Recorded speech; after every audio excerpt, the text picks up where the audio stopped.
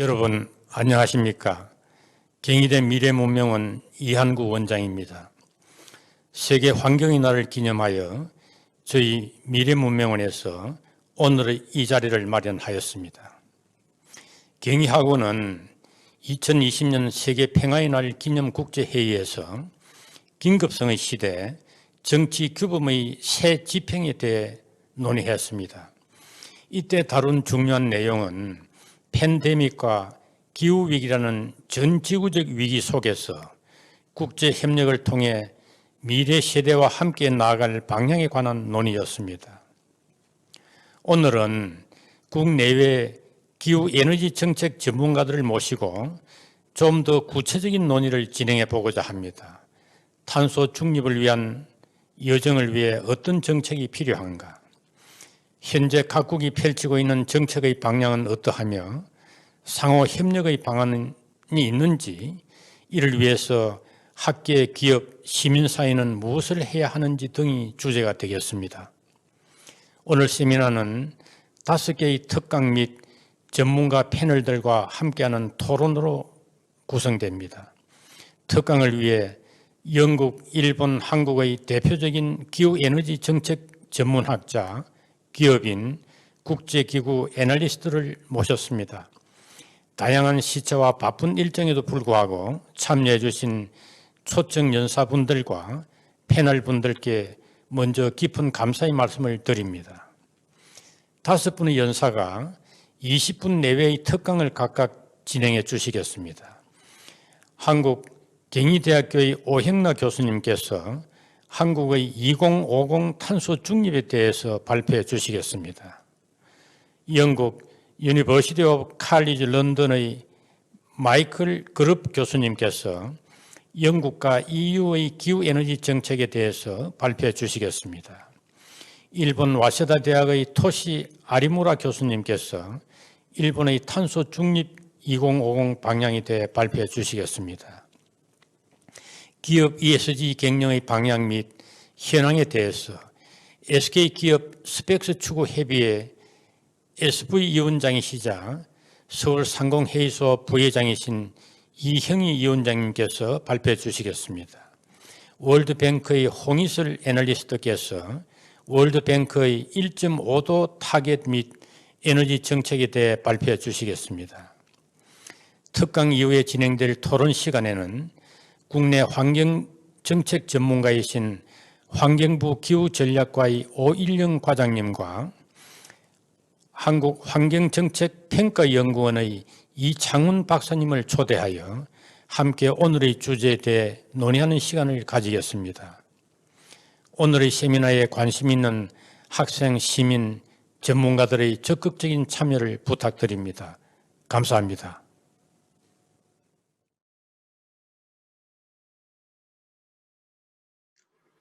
Good morning and good afternoon. My name is Hyungna Oh, a professor at Kyung University.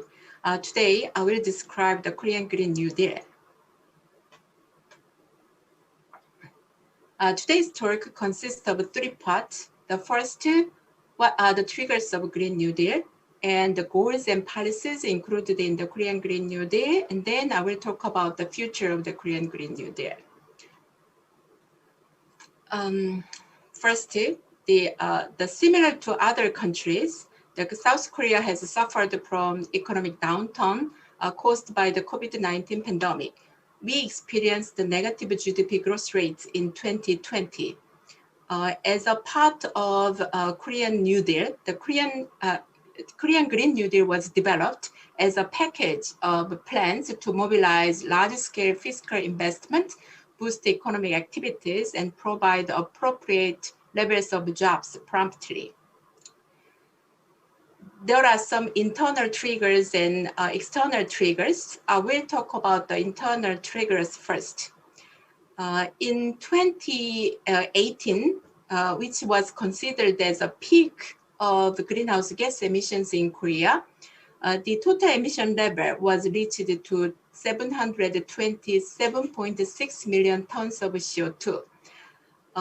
It was more than twice the 1990 emission levels. in 2019, the total emission level was decreased a little bit, but still our emission level is pretty high. So it was ranked the 8th largest in the world. So we have vast international pressure to reduce our emission levels. So the LEDs reflect those pressure. And again, I said that there was an internal trigger. So you will see the internal trigger, not the external trigger from this slide. Before the Green New Deal, there was a national discussion on LEDs, the mid-century greenhouse reduction target, which needs to be submitted to the UN by the end of this year. The export forum was established by the Korean government, and their job is to prepare some possible scenarios we can use as our LEDs. So by the end of 2019, the export forum submitted 5 scenarios. The reduction range was from 40% reduction to 75% reduction. That means a net zero emission goal was not included in those 5 scenarios. Net zero emission goal was included in the possible scenarios as just a reference case.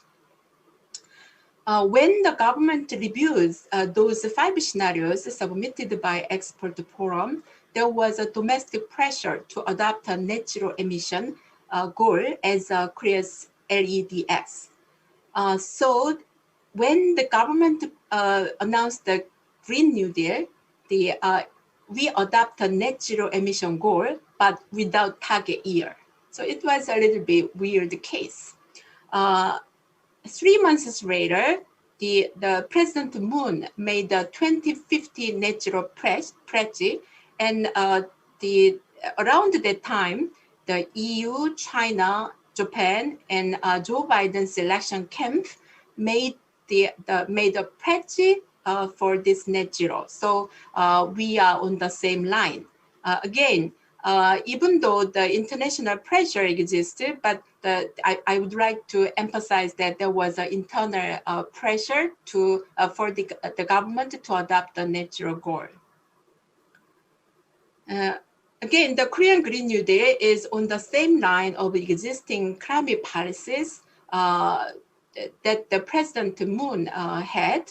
When he stepped in as a president, his policy, the package included some climate policies, including phasing out coal power plants or nuclear power plants, and by compensating the supply from coals and nuclear power plants, the governments and the President Moon says that we are going to expand the new and renewable energies, and the policy was named as RE 2030. That means by 2030, the renewable energy proportion will be 20%. That is called as RE 2030.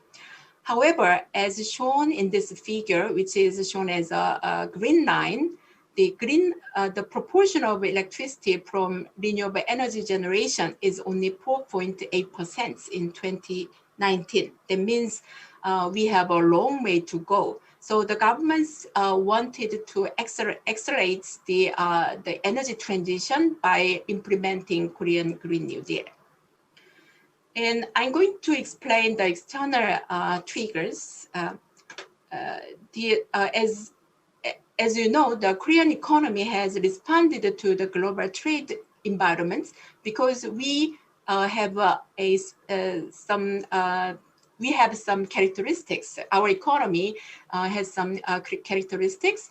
Our economy has a heavy reliance on exports.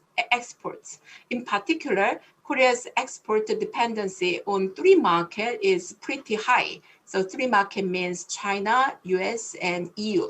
Those three markets proportion exceed 50% of total exports in 2020.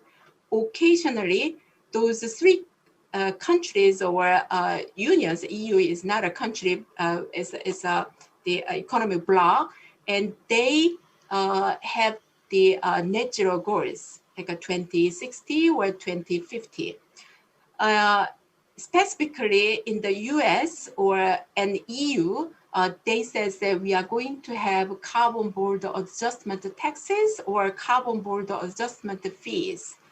That means when the mitigation actions are not enough, or the carbon price is not enough compared to their level, they can charge some additional taxes, or they can set some quotas for the exports which come from those countries.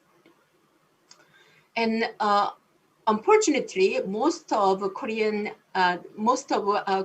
export items are quite carbon intensive. That means the Korean economy will have large and negative impacts when carbon border adjustment taxes or fees are adopted. So you can see top 10 export items of Korea, and most of these items are carbon intensive. Second, what kind of goals and policies are included in the Korean Green New Deal? That's the second topic. The President Moon says that our Green New Deal will evolve and will evolve without any break. So I cannot say these are the final goals or the areas of Korean Green New Deal, but initially the government started with those three areas, and this the budget which is shown in this slide.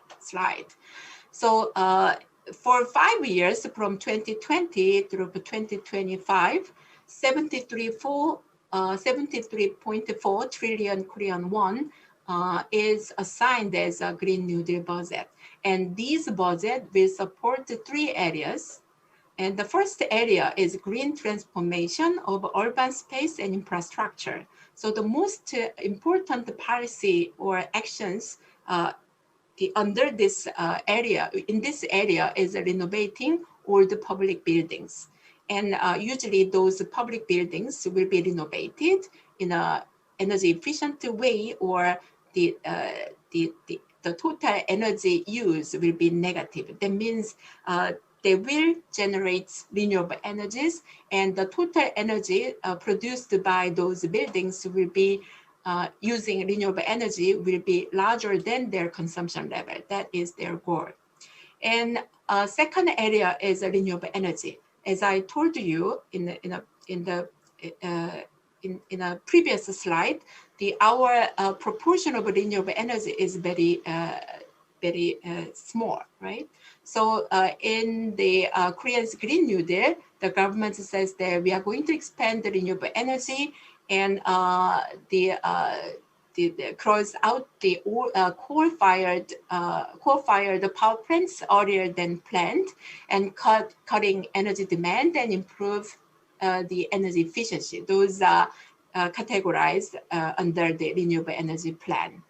And in addition to the energy transition, the green mobility strategy is included in this second area, and the market for EV cars and hydrogen vehicles will be increased under this policy. And third area is a low carbon innovation system in the industrial sector.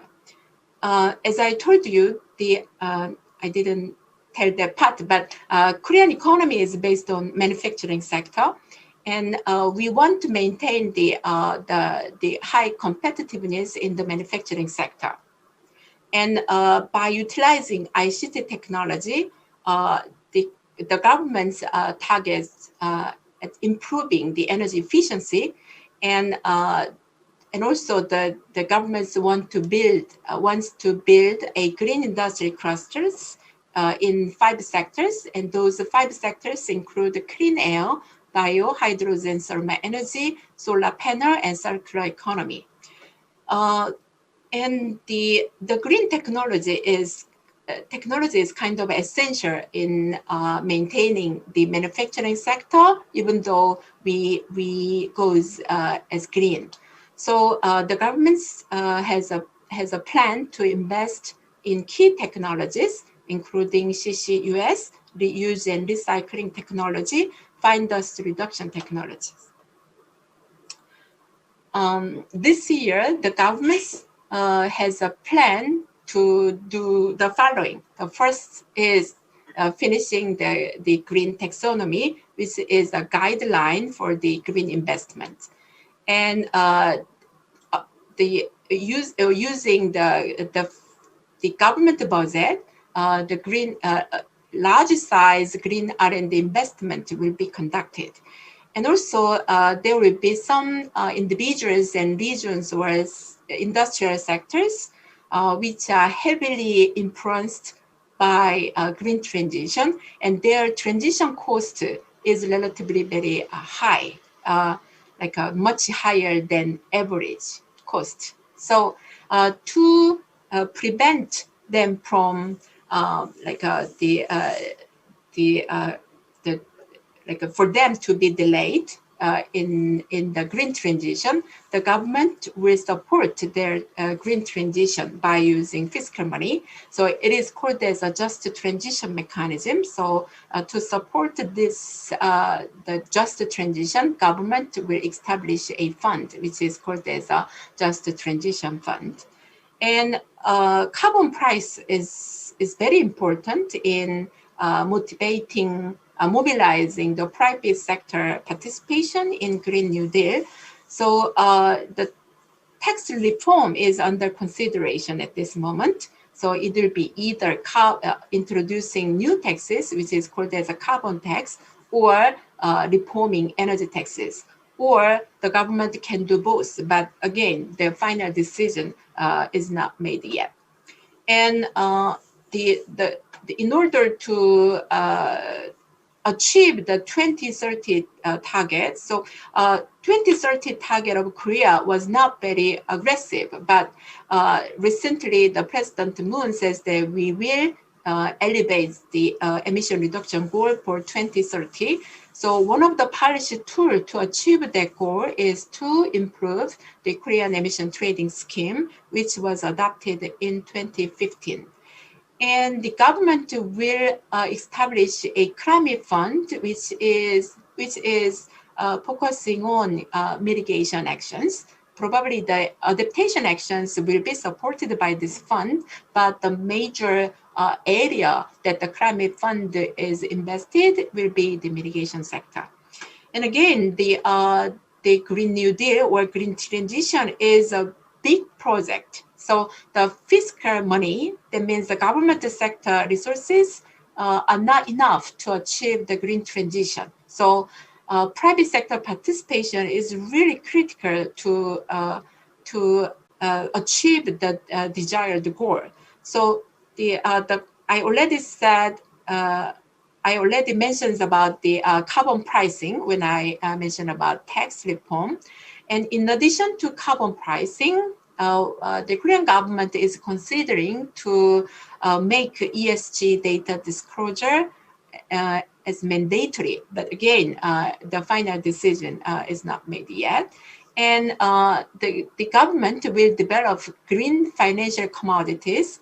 Then in order to get enough financial commodities, the financial sector should change the position, and their power to mobilize the green fund should be strengthened. So I'm going to talk about the financial sector a little bit more in the next slide.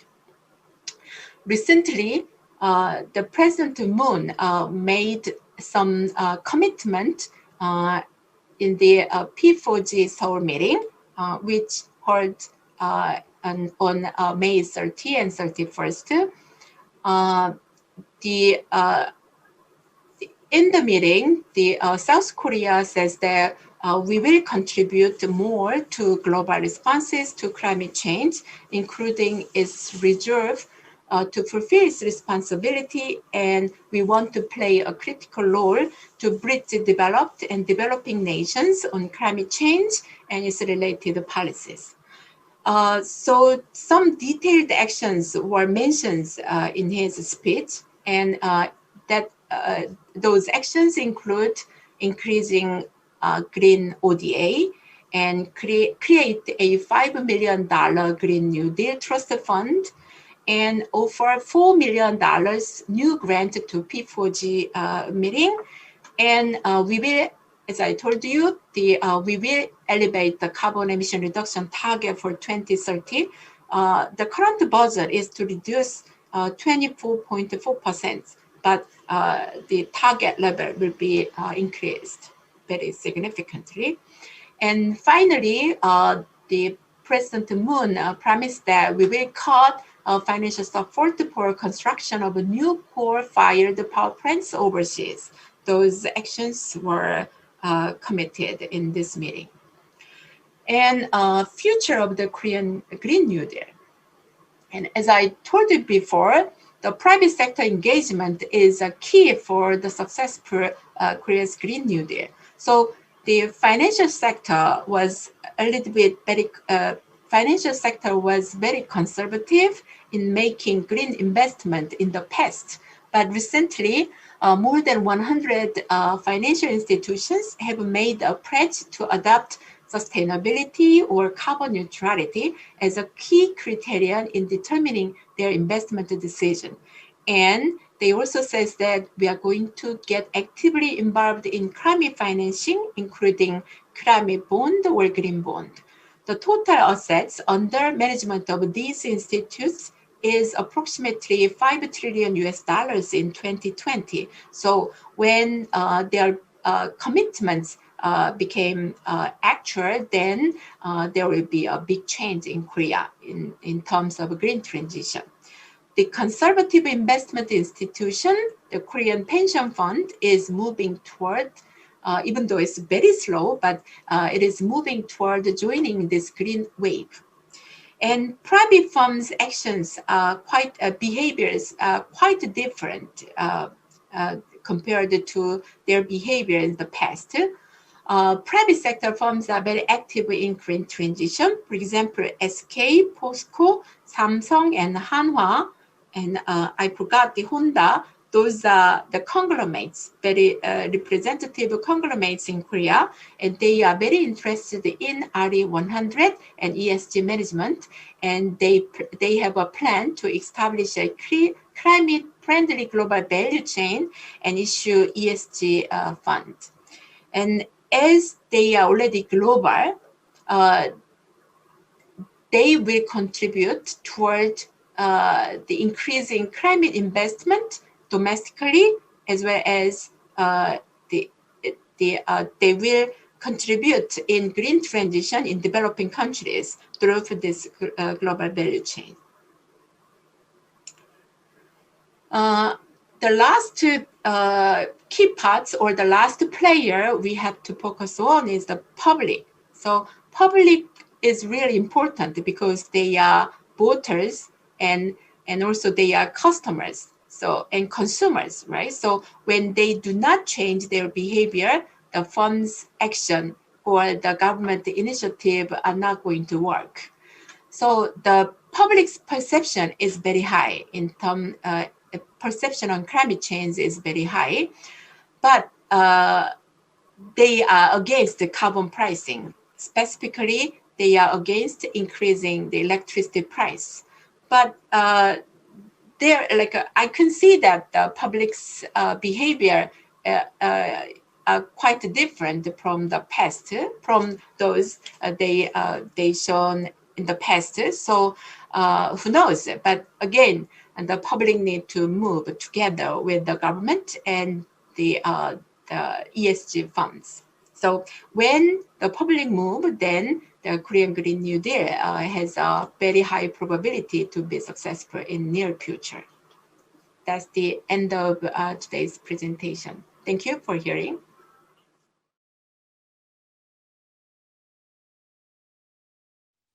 Good afternoon, everyone. It's a pleasure to join you from my desk in the UK.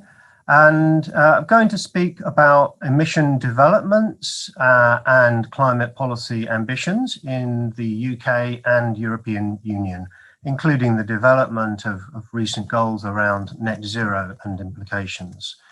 So what I'll do is a few words on UK developments, progress and plans, then some broad background on European climate policy and new targets developed for the EU and their structural implications. If time at the end, a little bit about the finance of this as well.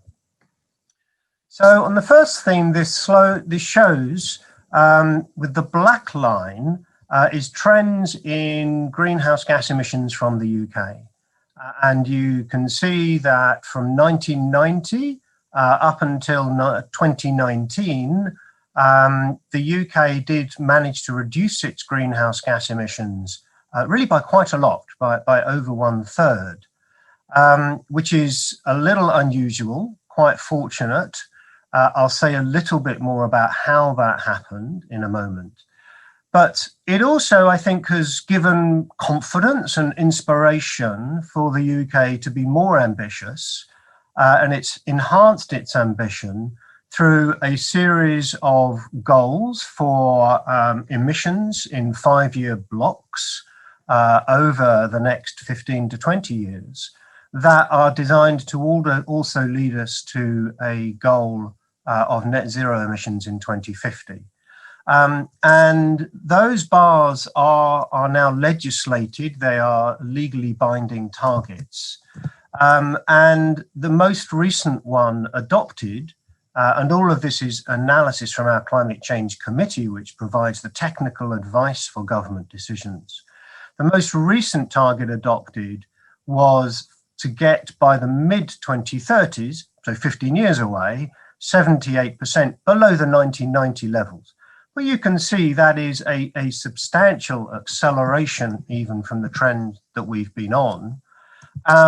Also, just worth saying briefly that the targets will now include international aviation and shipping emissions, which was another big and complicated political discussion as well. So the UK's done well, and it's treating that as a confidence that we can do more. Let me say a bit more about what's happened in the UK. And I showed some decline, but accelerating from about 2005. At the heart of that has been changes in our electricity system. And so this chart shows what's happened in our electricity generation. It goes up and down every year because we peak demand in winter. And you can see we had a lot of coal that would also provide for all of the winter peak demands.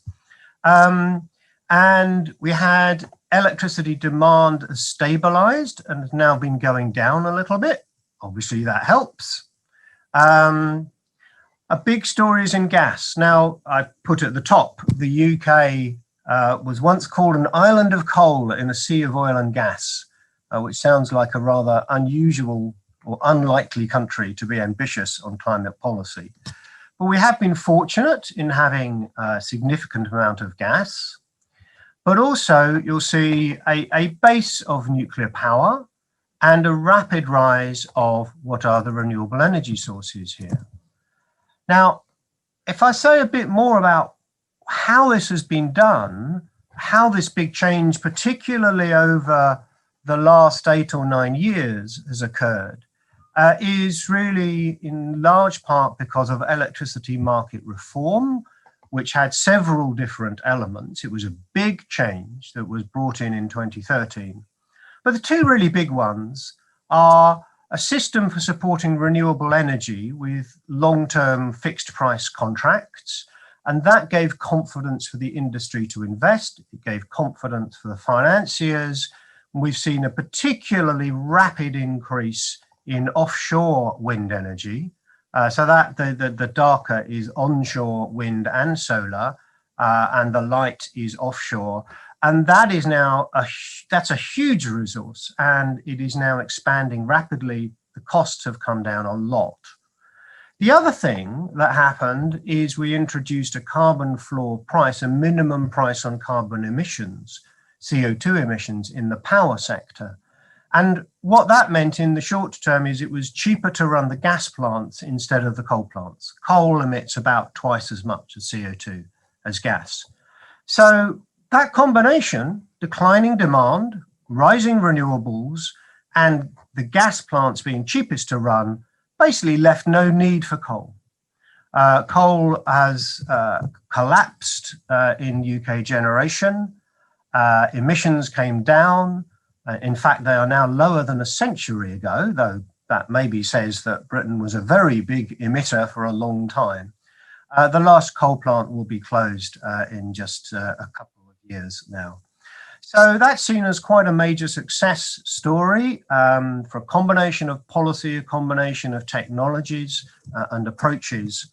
Obviously, the challenge is our goals now imply we have to do something similar across many different sectors of the economy. And I'll show comparative sectors in a moment in the European context. But just a quick word on why the UK adopted its goal for 2050, its ambitious net zero goal. There are a few reasons. Britain has been a large historical contributor. The global scenarios suggest that emissions do need to come a very long way down in global average. And the belief was the UK can and should go further than the world's average. And the can does include the fact that we've got good renewable resources, particularly for wind and some other assets. And others are aiming for net zero. And the analysis was it is credible, although the last few bits of getting to actually zero will involve some negative emission technologies to offset things that we don't yet know how to deal with.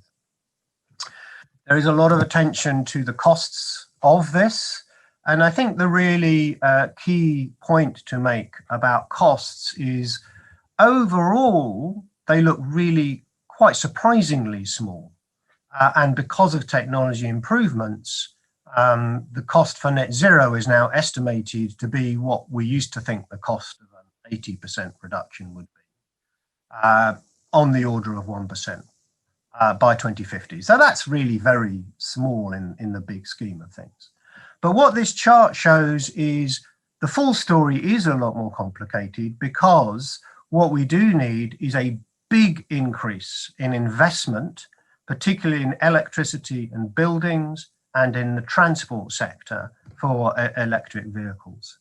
And the benefits flow from then the reduced dependence upon fossil fuel imports and the associated costs over time. So that's how that balance occurs. And it does mean, you know, overall, this might look relatively cheap, but that doesn't mean it's going to be easy. So that was a quick view on the UK story. Let me say a little bit now about the wider European situation, because obviously the UK is just 1% of global population and economy. The EU is a much bigger entity, somewhat slower moving, inevitably. But just a quick word for those interested in the politics of what's been going on. It was very important. Europe's had a difficult period politically. There were real worries about political extremes arising. And I think there was a general relief in the 2019 European elections that a lot of the radical votes went to the Green Party, which is seen as the acceptable face and broadly something that Europe could embrace. But it gave a strong sense that particularly what the young generation want is a good, strong environmental policy that gives them hope for the future. That is what European citizens now expect. There's also a new economics view which emphasizes resource efficiency, innovation, the potential for new industries. And frankly, most companies in Europe now realize they have to accept this. They can't, it's too risky to oppose it. the best, brightest young people want to join clean, green companies, and that there are new opportunities. So all of this has emboldened the European Commission to come out with what's called the European Green Deal.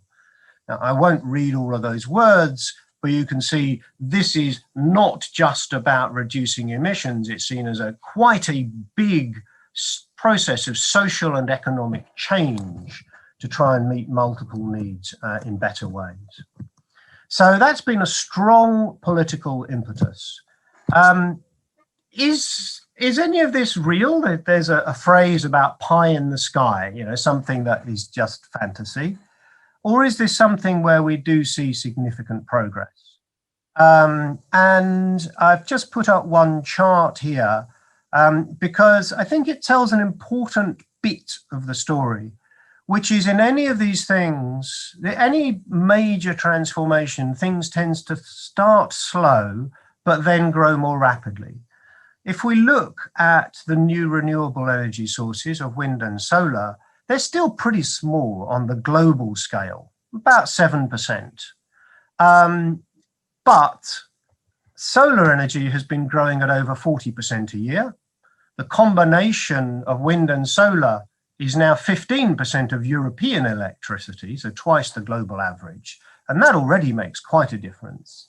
And combined wind and solar have been growing at 30% a year. If that is sustained, actually, globally, that would be almost a third of global electricity by 2030. Now, if you think, it may look small now, but that's a really big change fairly quickly. So that's really given hope that major transformations are possible. And if I say now a little bit about the European targets, the different lines are different European countries or groups of smaller countries. The black is European emissions. So they have gone down since 1990, but not hugely. The European Union has now adopted a goal for a 55% reduction from 1990 by 2030. And that is intended again to be on a path to net zero by mid-century. So you can see that is an even more dramatic acceleration for European emissions. In terms of, well, how are we going to do this? Again, it's important to say that it's really led by the power sector. That's the black here. That's the power sector emissions, electricity generation. What you can indeed see is this really quite rapid change from now until 2030. Particularly, it's the central pillar of delivering that goal 10 years from now in 2030. But other sectors also have to start declining. We need to accelerate progress in all sectors, really. You'll see at the bottom the little bit of negative emissions, which is what enables that overall red line to get to zero, because, as said, there are some things which we really don't know whether or how we can get to zero in themselves. Just a few words about more about where these reductions come from. Up until 2030, we get significant contributions from energy efficiency and resource efficiency and circular economy. Beyond that, for the rest of the period, the power sector, electricity, is really crucial. Not just because we're displacing existing electricity from coal and then gas, but also because electricity is expected to be the major source for the transport sector as we electrify vehicles, and actually also for industry through hydrogen in part and electrification of industrial uses. So it's very much a story of clean up electricity and then expand its use across other sectors, but for multiple reasons. Some additions, including biomass energy, carbon capture, storage, but they're not really the main story. They're the things that help to clean up the bit that is left. Now, I don't have time to go much into this. I've already indicated in the UK that this is not easy. It is not cheap. Certainly, it does require new investment. Also worth saying that there are different patterns economically across these different sectors, and they can change over time.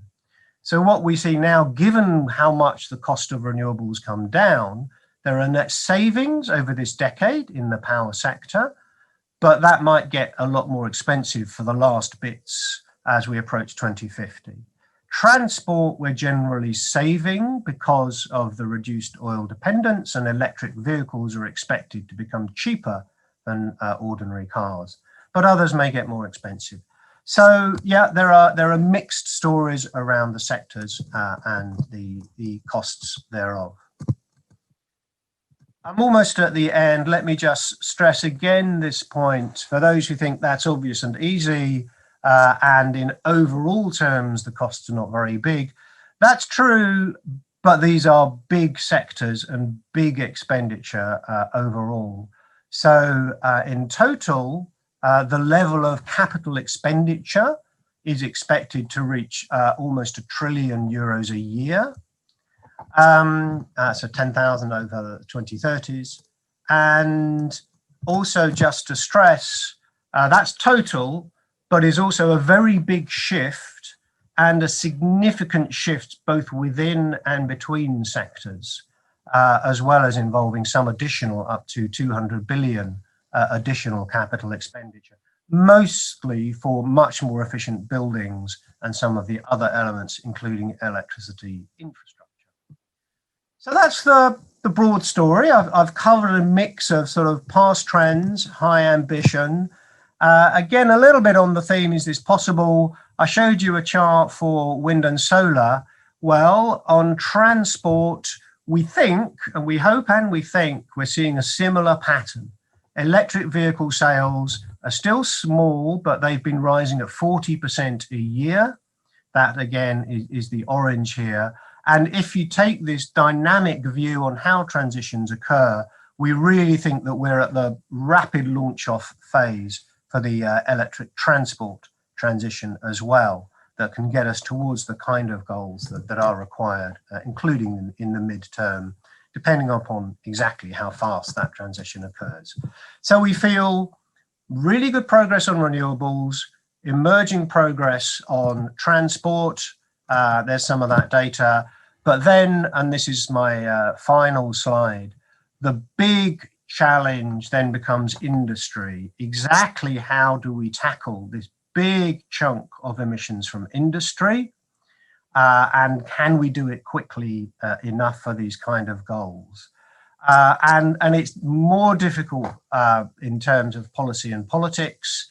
Most of the reductions to date have been improving efficiency, some industry going abroad.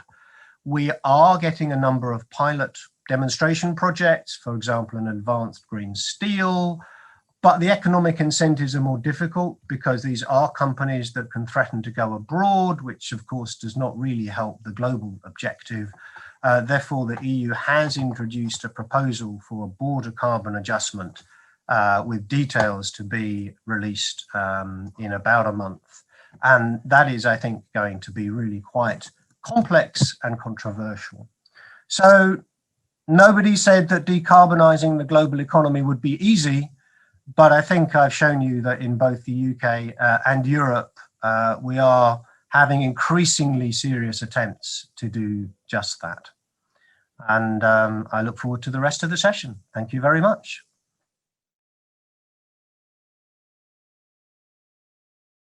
Well, thank you for the invitation to the Climate Energy Policy Seminars at Kyunghee Universities. I'm Toshi Arimura, professor at Waseda University, and I'm also serving as a director for Research Institute for Environmental Economics and Management. And currently, I am serving as a faculty fellow at the Research Institute for Economy, Trade, and Industry, which is closely working with METI, Ministry of Economy, Trade, and Industry. So let me start from Japanese emission percent target.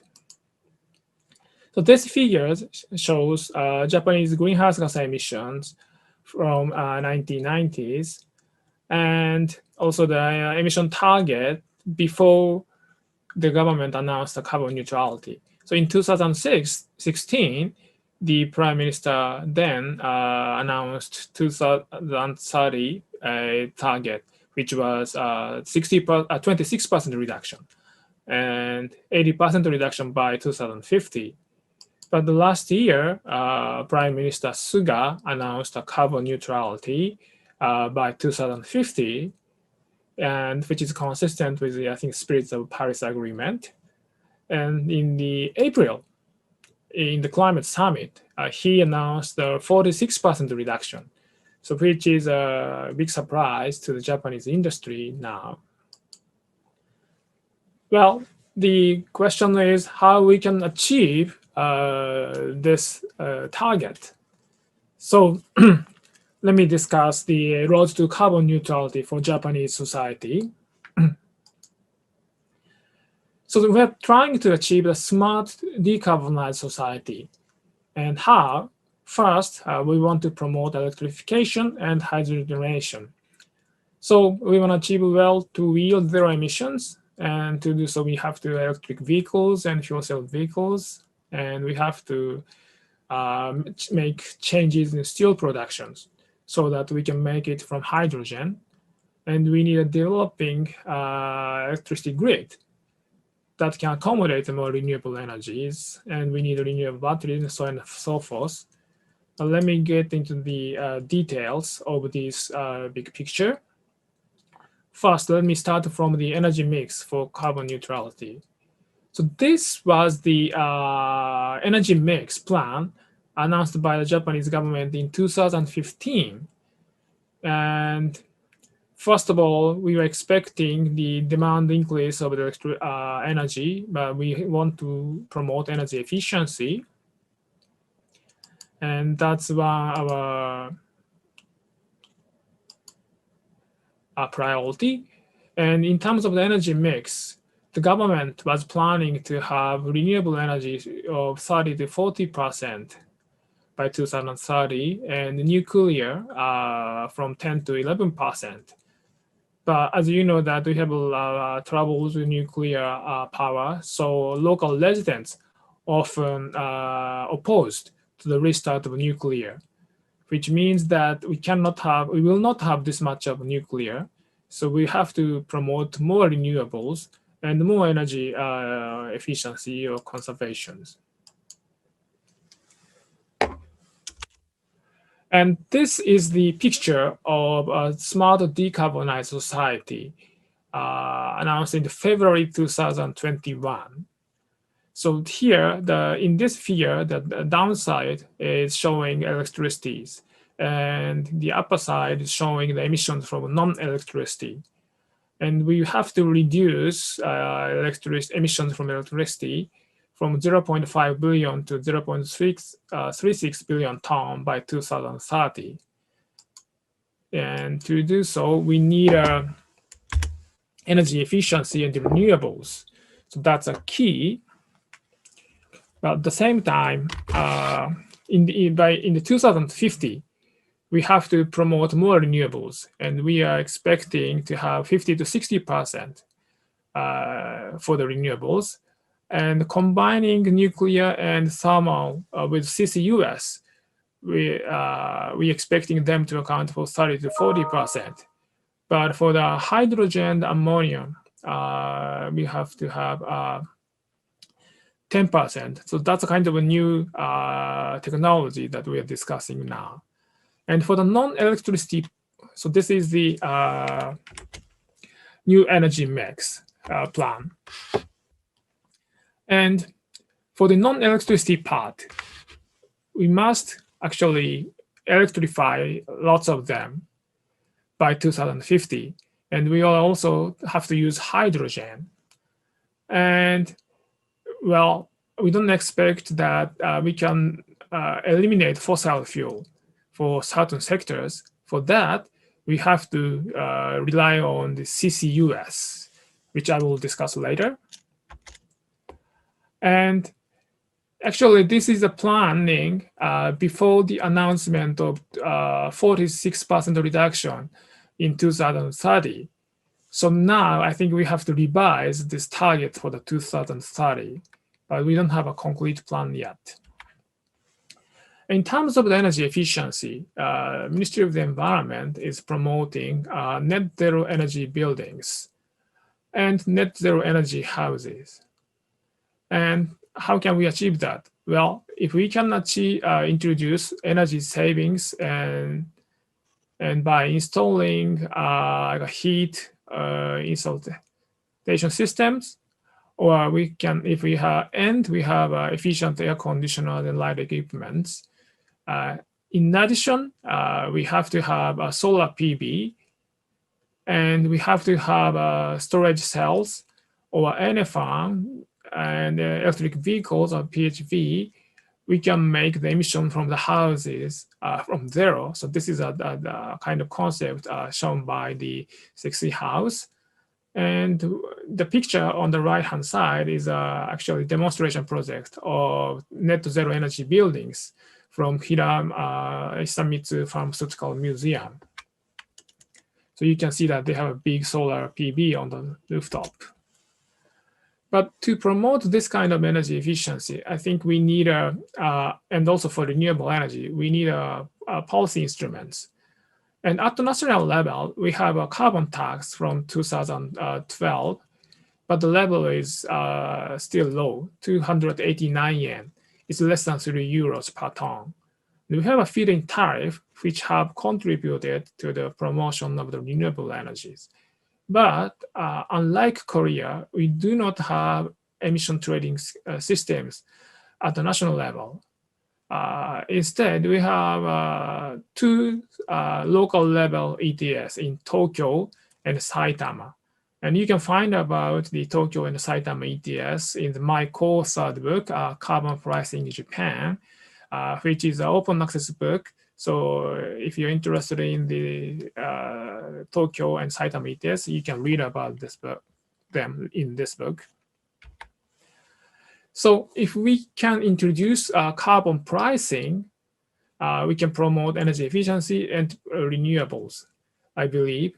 And so one possibility is the introduction of emission trading schemes at the nationwide. Or alternatively, we could introduce additional carbon tax. So let me discuss this part. So this figure shows the current tax system on fossil fuel. So this green part is the current carbon tax, which was implemented in 2012. So 289 yen per ton of CO2. But before introducing this tax, the government have already implemented this petroleum and coal tax for energy security reasons. And if you calculate the tax rate per CO2 ton, it's 779 yen for crude oil and 400 yen. So it's roughly $4 for LNG and 301 yen for coal. So in fact, this is the older system. The current system is favoring coal because it has lower tax rate. So the new tax scheme, I believe, we should have fill this gap, and also having this new additional carbon tax. And we can use this tax revenue to promote a battery or hydrogen or CCUS.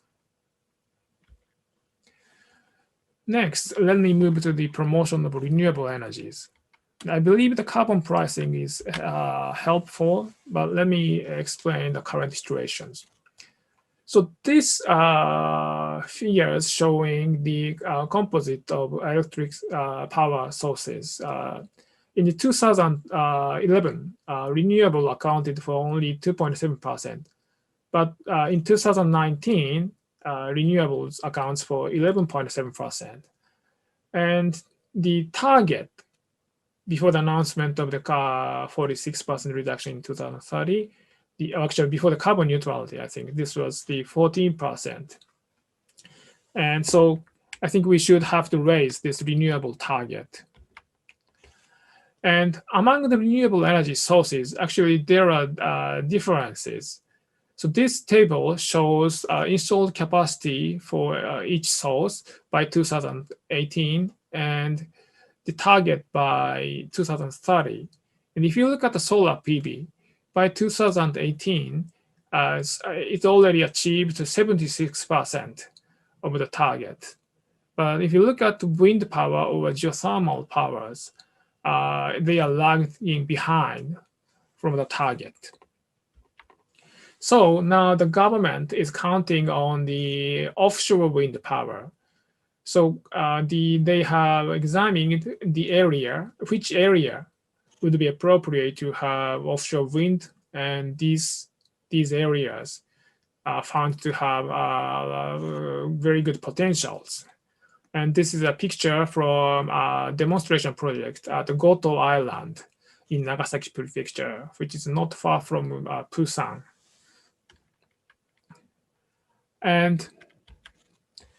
But how we can promote renewables, I think we need more feed-in tariff and feed-in premium. But at the same time, we have to invest in the electricity grid.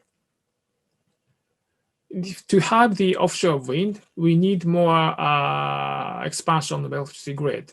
So we have to invest in electric grid as well as in rechargeable battery to accommodate the intermittency of the wind power.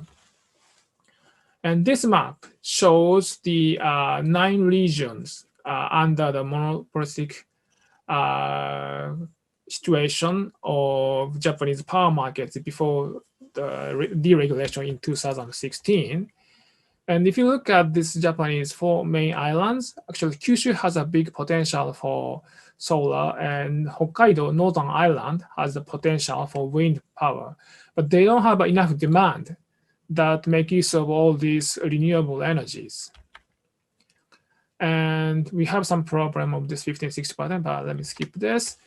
But the problem is that we have a very limited electricity grid between Kyushu Island and Honshu Island, and also the grid between Hokkaido and Honshu. This island is also limited. So we have to do investment of the grids to make use of this renewable potentials. So, and I think we could do this investment using a new carbon tax if we introduce new carbon pricing. Now, I have discussed renewable energy and energy efficiency, but as I mentioned earlier, we need more to achieve carbon neutrality. And so now Japanese government and the industries are paying strong attention to hydrogen and ammonia.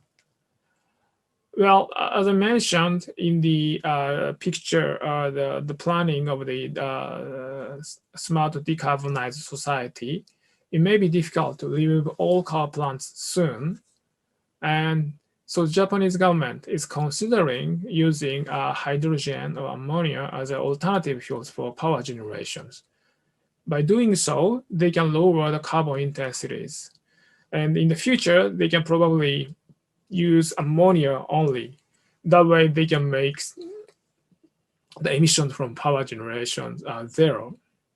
But there are challenges. The question is how we can produce hydrogen. And as you know, that there are 2 types of hydrogen, blue hydrogen and green hydrogen. And when we say blue hydrogen, it's produced from natural gas. So, hydrogen itself does not emit CO2, but in the production process, it may emit CO2. So they are considering to use CCUS, carbon capture, usage, and storage, to make the emissions as low as possible. And in addition, actually, Japanese government and industry are now considering producing this blue hydrogen overseas and ship to Japan. So that's actually the discussion we are having in Japan now. For the green hydrogens, you can produce it from water using renewable energies that emits no CO2 emissions. So it's great. But again, we may have to do so overseas. So that's under discussion now. And finally, either way, the cost of hydrogen currently is expected to be very high. So we have to reduce cost of this production of hydrogen. And in addition, how to produce ammonia is also an issue. And they are considering the industry is considering to produce ammonia together with hydrogen overseas. So that's a challenge too. And well, to reduce their emissions, we have to expand electric vehicles and fuel cell vehicles. But for both, we need zero emission energies. For electric vehicle, we have to have renewables, and so we have to promote renewable energies for power generations. In addition, we have to expand electric vehicle charging stations, and also we have to increase hydrogen charging stations for fuel cell vehicles. And just like I showed in the previous slide, we have to have carbon-free hydrogens. So these are the big challenges and we are facing for transportation sector. And finally, carbon capture usage and storage. So that has been a hot word in the past few years. I mean, for more than 10 years, people have been discussing CCS, carbon capture and storage. But now they are talking about not just store the CO2, also they are considering to utilize CO2 after capturing from the combustion process. And so it's called carbon recycling. So the industry is considering to use the captured CO2 to produce chemicals or fuels or minerals, like such as concrete products and other stuff. So that's under discussion now with industry and the government. So let me summarize my presentation. So the Japanese government announced a carbon neutrality, but to do so, we need policies to promote energy efficiency and renewable energies. And at the same time, we have to develop new technologies. So and that will realize CCUS or low-cost hydrogen ammonia and low-cost batteries. So there are lots of challenges, but I believe that there are lots of opportunities for business and society to realize this smart, decarbonized society. That concludes my presentation. Thank you.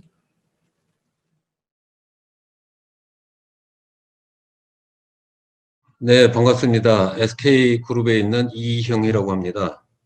요즘 ESG가 사회 어디서나 관심이 많이 있습니다. 왜 이렇게 관심이 높은지, 그리고 그러한 관심이 높은 ESG에 대해서 SK에서는 어떻게 대응하고 있는지 그 내용에 대해서 간단하게 소개드리는 시간을 가지도록 하겠습니다. 먼저 제목을 지속가능 경영의 중심 ESG라고 잡아봤는데요. 지속가능 경영은 진작부터 많이 나온 용어지만은 ESG를 그 속에서 어떻게 적용하는가에 대한 관점을 가지고 오늘 말씀드리도록 하겠습니다. 사실 지속가능 경영에 대해서 또 뗄 수 없는 단어가 CSR인 것 같습니다. SK에서는 꽤 오래전부터 다른 여러 기업과 마찬가지로 CSR에 대해서 관심을 많이 가졌었고요. 저희들이 한 CSR 활동에 대해서 시기별로 몇 가지 단계를 나눠서 본다면은 아마 사회공헌 자체에 굉장히 집중하던 그런 시기가 있었던 것 같고요. 그리고 CSR 2.0이라고 할 수 있다면은 저희들이 직접 사회공헌 활동을 하는 것보다도 그러한 사회공헌 활동을 잘하는 어떤 그런 사회적 기업들을 저희들이 육성을 잘하는 것이 아마 더 효율적인 사회공헌 활동이 되고 사회 문제가 잘 해결되지 않겠나 하는 그런 생각하에서 2010년부터 사회적 기업 생태계 육성을 하는 어떤 그러한 시기가 있었던 것 같고요. 그러한 CSR 1.0과 2.0에 해당하는 활동은 물론 계속 지속됩니다. 지속되긴 하지만은 지금도 계속 연속되고 있고요.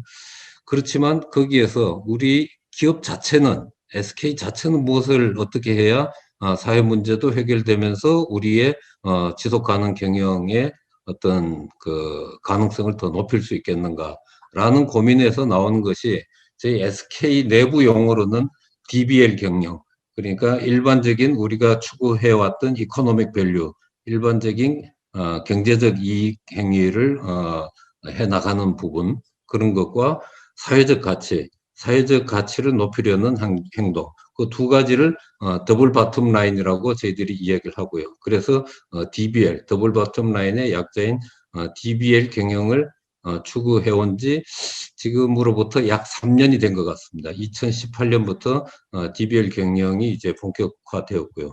그런데 그 DBL 경영이란 것이 사회적 가치 추구라는 그 부분이 사실은 지금 이야기하는 ESG와 같은 개념이고요. SK 안에서는 ESG를 사회적 가치라고 부른다라고 말씀드릴 수 있을 것 같습니다. 그런데 그 ESG에 대해서 SK가 왜 주목을 하게 됐느냐라는 것을 한 3가지 관점에서 볼 수 있는 것 같습니다. 그 첫 번째가 기후 문제 그 자체가 워낙 사실은 심각해졌다. 그것이 실제적 어떤 팩트 자체가 지구의 어떤 인류의 미래를 생각할 때 이게 사실은 굉장히 심각한 문제이고 그 심각함에 대해서 많은 연구기관이나 혹은 세계 각국 정부 혹은 또 일반적인 개인, NGO 많은 곳에서 여기에 대한 걱정들을 많이 하고 있고요. 그에 대한 뭐 자료들도 많이 있죠. 아마 많이들 보셨겠지만은 IPCC 같은 뭐 기관에서 나온 지구 온난화 1.5도에 대한 특별 보고서 2018년에 나온 것으로 알고 있습니다만은 여기 따르면은 지금 현재 지구의 기온이 산업화 시절 18세기하고 비교해 봤을 때 1도 정도 올랐음에도 불구하고 지금 온갖 그 기상 이변 현상들이 많이 생겨나고 있는데 이것이 가만 놔두면 2100년도가 되면은 4.8도까지 올라간다고들 하죠. 그렇게 되면 사실 지구상의 생물 자체가 정상적으로 살 수 없는 그런 상황이라는 것에 대해서 공감대가 있고 그 공감대에 의해서 지구의 온도를 처음에는 2도씨 올리는 것에 제한을 둬야 된다. 그리고 그러다가 2도씨도 너무 높다. 1.5도씨 이하로 낮춰야 한다. 라는 어떤 그러한 논의들이 많이 생겼고요. 이것은 어떻게 보면은 지금 현재 관점에서는 아주 보편적인 어떤 상식으로 자리 잡히고 있다라는 부분이 하나 있고요. 두 번째 요소로서는 그 결과겠지요. 그 결과로서 세계 각국의 정부 정책들이 굉장히 급변하고 있다.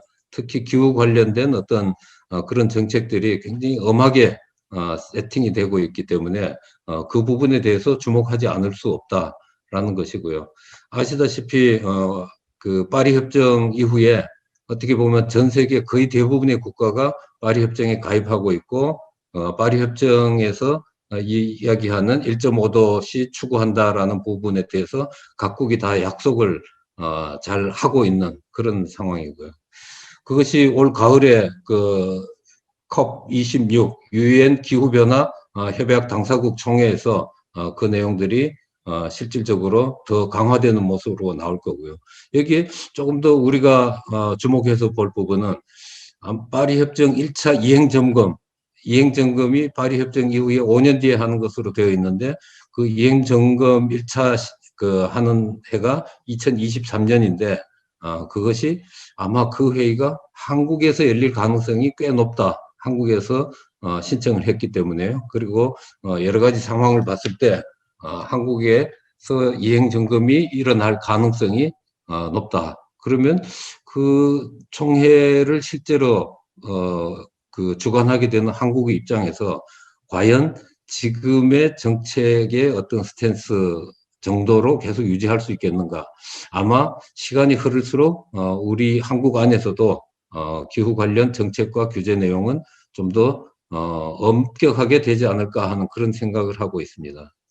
실제로 다른 나라 사례를 보더라도 프랑스 같은 경우에도 헌법을 바꾸고 있죠. 하원 압도적인 숫자로 통과된 것으로 알고 있는데 프랑스는 기후변화와 싸운다. 이것이 주요 그게 헌법 1조가 그렇게 바뀌는 것으로 되어 있고요. 관련 법도 계속 연속적으로 개정되고 있는 것으로 알고 있습니다.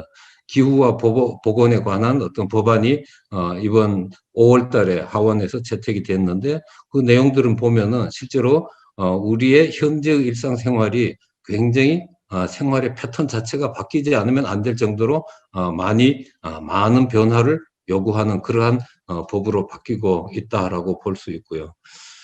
독일에서도 얼마 전에 청년들이 독일 정부를 상대로 위헌 소송을 냈죠. 그 위헌 소송의 내용이 아마 그 이산화탄소 배출을 줄이는 어떤 그러한 계획이 독일 정부가 2030년까지 2010년 대비 약 45%를 줄이는 것으로 계획을 낸 것으로 알고 있습니다. 그러한 것이 너무 느리다. 느린 것은 독일 청년들, 미래 세대에게 지금 현재 세대가 그 부담을 넘기는 것이다. 따라서 더 일찍 탄소 감축 정책을 시행하도록 해야 한다. 라는 것이 이제 헌법 소원의 내용이었고요. 실제로 독일의 헌법재판소는 그것을 인용을 했죠. 그래서 그 결과적으로 독일 정부는 45%를 55%로 늘리는 2030년까지 65% 감축하는 것으로 기후보호법 개정안이 지금 발의된 상태고요. 실제로 또 그 2050년까지 탄소 중립을 달성한다라는 것이 2045년까지 한다로 5년을 더 단축했죠. 이러한 부분을 놓고 보면은 전 세계적으로 실제로 기후 정책에 대한 그 속도나 강도는 굉장히 빨라지고 있다라고 말씀드릴 수 있을 것 같고요. 그 외에도 사실은 이제 탄소에 대한 어떤 여러 가지 이산화탄소 배출에 대한 여러 가지 규제들 중에서 특히 경제에 또 민감하게 영향을 미칠 것이 탄소 국경세가 아닌가 생각되고요. 그러한 탄소 국경세가 EU뿐만 아니라 미국에서도 그것이 법제화가 추진되고 있다. 이러한 것이 소비자의 어떤 상식이 바뀌고 그에 따라서 정책이 바뀌고 그에 따라서 또다시 영향을 미치는 것이 자본시장이죠. 자본시장으로 국가의 정책이 바뀌는 것이 자본시장으로 여러 가지 의사결정 판단 기준들이 막 바뀌어 나가기 시작하는 것이 지금 현재의 모습인 것 같고요.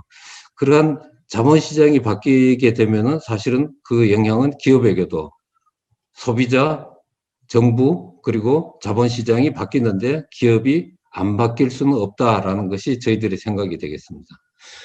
자본시장에서도 지금 제가 이제 보여드리는 자료에서도 보면은 굉장히 다양한 금융 이니셔티브들이 지금 출연하고 있죠. 그리고 출연해 있죠. 이러한 다양한 금융 이니셔티브들이 직접적으로 기업의 탄소 배출 얼마나 어떻게 줄일 거냐라는 것을 자료를 요구하고 있고 기업은 거기에 대해서 자료를 만약에 제출하지 않거나 거기에 대해서 합리적이고 납득할 수 없는 어떤 그런 자료를 낸다면은 아마 그 기업은 자본시장으로부터 외면당하게 될 가능성이 매우 높겠죠. 그렇게 되면은 기업은 대규모 투자나 실질적인 어떤 활동들이 굉장히 곤란을 겪을 수밖에 없기 때문에 자본시장의 요구에 결국은 응할 수밖에 없는 그러한 상황이 될 수밖에 없다라는 생각이 있고요. 실제로 투자자들이 바라는 것은 지금 만약에 어떤 특정 기업에 대해서 투자를 하려고 한다. 두 개 중에 하나를 하는데 하나는 지금 굉장히 높은 이익률을 가지는 회사 그리고 지금 이익률은 낮지만 성장률이 굉장히 높을 것으로 생각되는 그러한 회사. 이익이 높지만 미래 전망이 불투명하다면은 당연히 그 회사는 투자자들이 선호하는 대상은 아닐 겁니다. 즉 단기 투자자 같으면은 지금 당장 이익이 많이 나는 회사를 좋아하겠지만은 요즘 대부분의 자본시장을 움직이는 어떤 투자자들은 장기 투자자들이기 때문에 장기 투자자 같으면은 리걸 리스크나 환경 이슈가 최소화될 수 있는 그런 기업을 선호할 수밖에 없고, 그러한 것의 또 다른 의미는 환경 문제에서 자유로운 회사, 자유로운 그러한 회사가 만들어내는 이익, 그것을 제가 굳이 영어로서 규정한다면은 good profits라고 아마 명명할 수 있을 거고요. 그러한 의미에서 good profits를 가지는 회사는 지금은 규모가 작다 할지라도 앞으로 변화할 미래 어떤 사회에서는 빅 프로핏으로 바뀌어질 수 있다. 그래서 굿 프로핏이라야 빅 프로핏이 될 수 있다라는 어떤 그러한 생각을 지금 현재 자본시장에서는 할 수 있을 것 같다. 지금 비록 빅 프로핏을 가지는 회사라 할지라도 그 프로핏의 성격이 좋지 않으면은 환경에 반한다든지 사회로부터 어떤 문제를 야기시킨다든지 이렇게 된다면은 결코 그 빅 프로핏은 유지될 수 없다라는 그런 생각을 하는 것이 현재 자본시장의 보편적 현상인 것 같습니다. 이런 것에 대해서 SK는 ESG 경영 관점에서 과연 우리는 어떤 방법으로 무엇을 해야 될까 고민을 많이 했습니다. 사실 ESG에 대해서 왜 ESG에 신경을 써야 하는지는 알지만은 무엇을 어떻게 해야 할지에 대해서는 사실은 굉장히 큰 고민이 저희들이 많이 있었고요. 뭐 아직까지 이것이 완벽한 정답이다라고 이야기하기는 어렵겠지만은 나름대로 저희들의 어떤 방법론은 생각을 해봤습니다. 그리고 그것을 지금 실천하고 있는 중이고요. ESG에 대해서 저희들 실행 방법으로서 두 가지 관점을 가질 수 있을 것 같아요. 하나는 에센셜 ESG와 하나는 스트래티직 ESG. 뭐 굳이 나누자면 그 두 가지를 한번 생각해 봤고요. 수없이 많은 ESG의 어떤 항목들 중에서 우리가 모든 것을 한꺼번에 다 할 수는 없다. 그렇지만 ESG가 잘못돼서 리스크에 또 빠지는 것도 우리는 용인할 수는 없다. 그러한 취지에서 ESG 여러 가지 항목 중에서 우리가 현재 취약한 부분, 그 부분들은 적어도 합격점으로는 올려야 된다라는 것이 있고요. 그것이 어떻게 보면 에센셜 ESG라고 볼 수 있고요. 그 다음에 어느 정도 뭔가의 ESG의 관리가 적어도 합격점이 넘어간 내용이 있다면 그것을 좀 더 전략적으로 고민해서 우리의 강점을 극대화시킬 수 있는 부분이 무엇이냐. 이것이 이제 스트래티직 ESG에 대한 고민이 될 것 같고요. 그 다음을 본다면 그러한 것에 대해서 우리는 측정이 굉장히 중요하다고 봅니다. ESG를 저희 나름대로 SK의 방식으로 측정하는 방식을 개발해서 지난 3년간 계속 측정을 한 바 있고요. 그러한 측정치를 KPI, 업무 평가, 성과 평가에 어떤 식으로 반영할 것인가, 뭐 이러한 것이 저희들의 기본적인 어떤 고민의 방식이 될 거고요. 또 하나가 어떻게 보면 이것이 특정 부서 한두 개의 일이 아니고 전사적으로 ESG에 대해서 어떻게 고민하고 그리고 어떤 방법론을 개발할 것인가. 이것은 모든 사업부, 모든 부서가 다 고민을 해야 될 부분들이기 때문에 전사의 조직 문화로 뿌리 박히기 위해서 어떠한 교육을 하고 어떤 방법으로 그것을 널리 알릴 것인가, 그리고 실행하게 할 것인가. 이것이 아마 저희들의 고민이 될 것 같습니다. 이 5가지를 조금 더 자세하게 말씀드리자면은 저희들이 정하는 ESG 핵심 지표 관리, 즉 저희들 내부적으로는 미니멈 리ኳ이어먼트라고 하는데요. ESG 공식 기준 중에서도 많이 있지만 GRI, SASB, TCFD 주로 요 4가지 정도를 골라서 이 4가지가 가장 핵심적인 지표 관리 요소가 이 속에 다 공통적으로 포함되기 때문에 이 속에서 우리가 해야 할 부분, 그리고 각 평가기관, MSCI, DJSI, 뭐 이러한 평가기관에서 하는 것 중에서 우리 SK가 그동안 좀 부족했다라고 판단되는 부분, 그 2가지 파이낸셜 소사이어티의 핵심 요구사항과 우리가 그동안 부족했던 부분, 이 2가지를 잘 분석해서 그 중에서 우리가 실질적으로 앞으로 꼭 챙겨보자라고 하는 것을 30가지를 지표를 잡았고요. 그 30가지 안에서 실제로 88개, 88개의 어떤 공시 항목을 도출해서 그것을 1차적으로 관리를 잘 하자라는 것이 저희들의 미니멈 리퀘어먼트, 공통 핵심 지표 관리 요소다라고 말씀드릴 수 있을 것 같습니다. 이것을 하게 되면은 적어도 아마 저희들이 ESG의 어떤 여러 가지 항목에서 사회적으로 혹은 자본시장에서 문제가 될 것 같진 않다라는 것이 저희들의 기본 생각이고요. 그런데 사실 ESG 관리의 핵심을 놓고 보자면은 저희들이 무슨 어떤 학교에서 시험 치는 것 같이 모든 항목에서 100점을 맞는다. 이것이 목적이 될 수는 없을 것 같고요. 저희들이 기본적으로 할 것은 하면서 우리의 강점은 어디서 표현할 것인가. 그 강점은 좀 더 예리하게 집중해서 선택과 집중을 해야 되는 그러한 항목이 아닌가 생각하고요. 그중에서 가장 큰 것이 아마 비즈니스 모델을 어떻게 할 것이냐. 여러 가지 앞으로 변화하게 될 산업구조, 그리고 변화하게 될 어떤 사회의 생활 양식에서 우리 기업이 무엇을 어떻게 해야 할 것인가. 예를 들어서 SK 이노베이션이 배터리 사업을 강화한다든지 혹은 SK ENS에서 수소 사업을 더 강화한다. 그리고 태양광 발전에 대한 어떤 투자를 더 많이 한다. 그리고 향후에 쓰레기 문제나 물 문제가 굉장히 심화될 것이기 때문에 쓰레기 처리와 물 재활용에 대한 어떤 그러한 기술을 확보하는 방법. 뭐 이러한 것들에 대해서 기본적인 어떤 비즈니스 구조 변화에 대한 고민을 하는 것이 스트래티직 ESG의 가장 핵심적인 부분이 아닌가라는 생각을 합니다. 물론 비즈니스 어떤 모델 자체를 바꾸는 어떤 그러한 부분도 있겠지만은 모든 부서가 그런 것을 또 하는 것은 아니기 때문에 각 부서에서 해당되는 자기가 하고 있는 일에서 ESG 각 요소별 강점을 키워내는 일. 예를 들어서 폐플라스틱을 재활용을 어떻게 좀 더 잘할 수 있겠는가. 그리고 중고폰을 재활용을 잘하는 방법.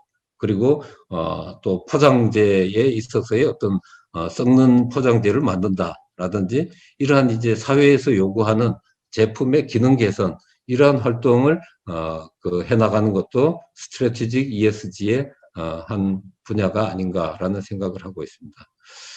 또 한 가지의 스트래티직 ESG는 어차피 우리 기업이 꼭 해야만 하는 가장 핵심적인 과제를 그룹 차원에서 같이 공동의 목표를 설정해서 같이 해결해 나가자라는 것이 있을 수 있겠는데요. 대표적으로 아리백을 이야기할 수 있을 것 같습니다. 아리백은 다 아시는 바와 같이 리유즈블 에너지 100%죠. 모든 에너지를 카본 기반의 에너지에서 벗어나서 재생에너지 기반으로 바꾸자 하는 것이 이제 아리백이 될 거고요.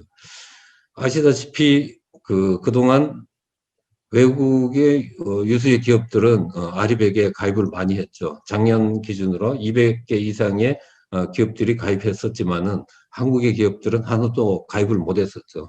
그 이유는 사실은 아리백을 잘 알고 있고 아리백을 하는 것이 좋다라는 생각은 하지만은 한국의 에너지 시장의 어떤 상황에서는 사실은 비용이 너무 비싸기 때문에 아리백으로 전환하는 것은 사실은 큰 결심이 필요했습니다. 큰 결심이 필요하지만은 저희들이 보기에 한국이 재생에너지 가격이 비싸다는 것은 너무나 당연한 사실이고 그 여건이 다른 외국에 비해서 많이 불리한 건 사실이나 이 불리한 것이 국제사회가 불리하기 때문에 너희들은 덜 해도 된다 혹은 안 해도 된다 이렇게 할 수 있는 부분은 아니라고 생각합니다. 결국은 그 상황 자체를 우리가 주어진 조건으로 받아들이고 그 속에서 해법을 찾아 나가야 되는 것이고 그것이 어떻게 보면 또 한편으로는 아리백을 강 건너 불로 인식하면은 우리에게는 그 불의 온도나 규모를 사실은 알 수 없게 됩니다. 그게 결국은 한편으로는 발등의 불로 인식을 하게 되어야만 그 불을 빨리 꺼야 되겠다라는 생각이 더 강하게 될 것이고요. 그러한 차원에서 일단 우리는 아리백을 선언을 하자. 그리고 그 속에서 문제 해법을 빨리 구해 나가자. 그리고 그것이 SK뿐만 아니라 다른 한국의 기업들 혹은 세계의 다른 기업들도 빨리 그 해법을 공유하는 쪽으로 하는 것이 기업 세계 그리고 또 일반 시민 전체의 어떤 미래를 위해서는 그 길로 가는 것이 마땅히 옳은 길이다라는 생각을 한 거고요. 다음은 ESG 성과 측정이라는 부분을 말씀드릴 수 있을 거고요. ESG가 또 한편으로는 CSR의 단점이 굉장히 추상적일 수 있다라는 부분에 대해서 결국은 자기 자랑으로 끝나는 그런 측면이 있었던 것 같습니다. ESG에서는 그런 일은 있으면 안 되겠다라는 것이 사실 자본시장의 요구였고요. 그래서 자본시장에서 여러 가지 잣대를 가지고 측정을 계속합니다. 외부에서 하는 그 측정도 이제 중요하지만 저희 내부에서 이것을 측정을 조금 더 관리하기 쉬운 형태가 무엇인가라는 관점에서 고민을 해봤는데요. 그것이 저희들로서는 화폐화입니다. 화폐화. 저희들이 탄소 배출을 했다면은 얼마나 채 탄소를 배출했냐.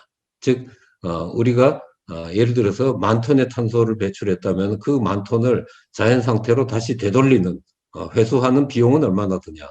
그러면 원래는 탄소 배출권 가격이 톤당 3만 원, 뭐 2만 원 이런 것이 시장 가격일 텐데 저희들은 자연 상태로 되돌리는 가격을 10만 원이라고 봤습니다. 그래서 배출량 곱하기 톤당 10만 원을 곱하기 해서 우리가 환경에는 얼마나 안 좋은 일을 하고 있다. 그것이 탄소뿐만 아니라 삭스, 낙스 이러한 이제 여러 가지 모든 우리 그 ESG 평가 기관에서 이야기하는 TCFD 같은 곳에서 이야기하는 여러 항목들을 전부 리스트업을 하고 거기에 프락시 그 자연으로 다시 순환시키는 환원시키는데 필요한 비용이 얼마냐 그러한 것을 저희들이 프락시를 구해서 곱하기를 합니다. 그러한 것이 이제 환경에 대한 부분이 될 거고요.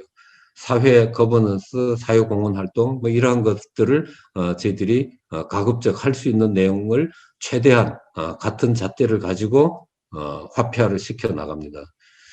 저희들이 예시적으로 제가 자료를 한번 준비해 봤는데요. 하이닉스와 이노베이션 같으면 2018년부터 2020년까지 경제 간접 기여 성과 저희들이 세금 그리고 직원들한테 나가는 임금 그리고 배당금 이것은 돈은 벌어서 회사에 남지 않고 밖으로 나가는 것을 의미하죠. 그러한 것이 이제 경제 간접 기여 성과라고 하는데 이것은 예를 들어서 10조에서 5조 정도로 줄었다. 그런데 환경에 대한 부분도 마이너스 7천억에서 마이너스 9천억으로 하이닉스가 지금 늘고 있다. 사회에 대해서 대사회적으로 좋은 가치 있는 일을 하는 것은 2,300억에서 3,400억으로 늘고 있다. 그래서 총 합계의 관점에서 보면은 2018년은 9조 6천억에서 19년 3조 5천억으로 줄었다가 20년은 4조 8천억으로 늘어나고 있다. 사실은 이걸 보면은 그냥 단순한 숫자일 수도 있겠지만은 업황에 따라서 그 탄소 생산량이 많아지니까 탄소 배출은 계속 늘고는 있지만은 그러한 것이 원단위 개념으로는 저희들이 얼마나 개선을 하고 있느냐 뭐 이런 것들이 사실은 저희 내부적인 관리 방법으로 나오는 거고요. 이노베이션도 그러한 관점에서 지금 이것이 외부로 이 금액을 만들었다라는 것을 홍보하기 위함이 아니라 실제로 마이너스는 마이너스대로 플러스는 플러스대로 얼마나 많이 개선되고 있냐라는 어떤 그러한 관점에서 저희들이 이 숫자 관리를 하고 있는 것이고요. 이 숫자가 사실은 KPI로 연결이 됩니다. 이 KPI로 연결이 되는데 실질적으로 작년까지는 저희들이 KPI에서 그 업무 성과 평가에서 50%를 이제 이 지금 방금 말씀드린 이러한 요소를 넣어서 평가를 했었습니다. 근데 올해는 그 비율을 20%로 줄인 데도 있고 50% 그대로 있는 데도 있고 회사마다 KPI는 자율적으로 정하도록 했습니다. 그러면 ESG에 대한 평가 비율이 낮아진 거 아니냐라고도 이야기 하시는 분이 있겠지만은 실질적으로 어떻게 보면 우리 SK그룹 안에서는 올해부터는 모든 성과 관리는 ESG 요소를 다 포함하기 때문에 이 이코노믹 밸류든 소셜 밸류든 두 가지 요소가 다 사실은 ESG 요소를 다 포함하기 때문에 어떻게 보면 100%가 ESG 요소를 다 포괄한다라고도 말씀드릴 수 있을 것 같습니다. ESG를 기업 문화적인 상황으로 좀 더 내재화시키기 위해서 저희들이 생각하는 것이 실제로 교육인데, 작년 같으면은 지난 한 해 동안에 107개의 교육 콘텐츠를 만들었고, 이것을 연 인원 48만 명이 88만 시간에 걸쳐서 학습을 했습니다. 이것은 뭐 단지 학습에 대한 어떤 그런 부분을 말씀드렸는데, 기본적으로 학습이 모든 것을 뭐 다 해결한다, 이것은 물론 절대로 아니겠죠.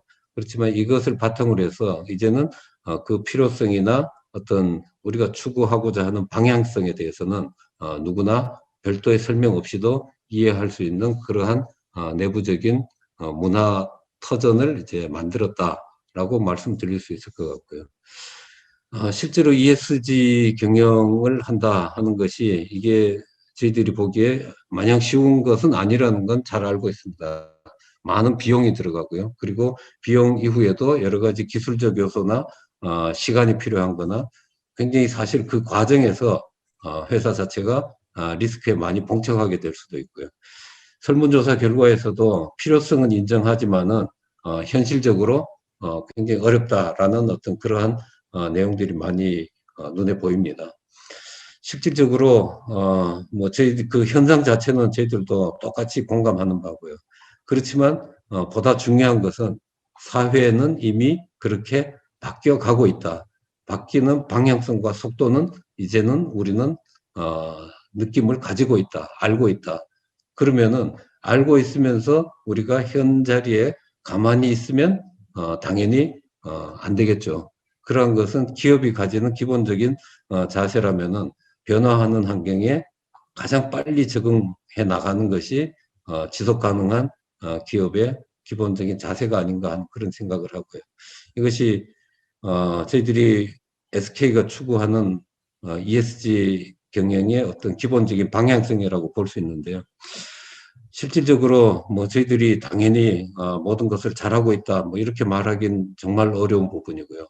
이러한 여러 가지의 어떤 고민의 내용들이 합쳐져서, 그리고 다른 회사와 함께 공동으로, 그리고 정부와 소비자도 사실은 같이 머리를 맞대야 지금 이러한 큰 변화의 시기에 많은 기업들이 현명하게 잘 넘어갈 수 있는 어떤 그런 방법론이 아닌가 하는 생각을 하고 있습니다. 예, 일단 오늘 제가 드릴 말씀은 여기까지로 하고요. 다음 기회에 다른 기회가 된다면 또 추가적인 고민을 나눠보도록 하겠습니다. 예, 감사합니다.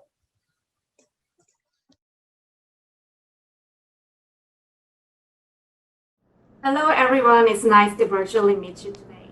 My name is Leesle. I'm an analyst in the World Bank Energy Department. I have worked on clean energy finance for more than 6 years by now. And before working on energy project financing, I worked with Professor Oh briefly for establishing Korean emission trading system. Today, I'm going to walk you through what the World Bank does to meet the target of 1.5 degrees Celsius. Let me first start with a brief introduction of the World Bank, and then I will present the World Bank's commitments in tackling climate change, and lastly, the World Bank's energy sector business aligned with its climate commitments. What is the World Bank?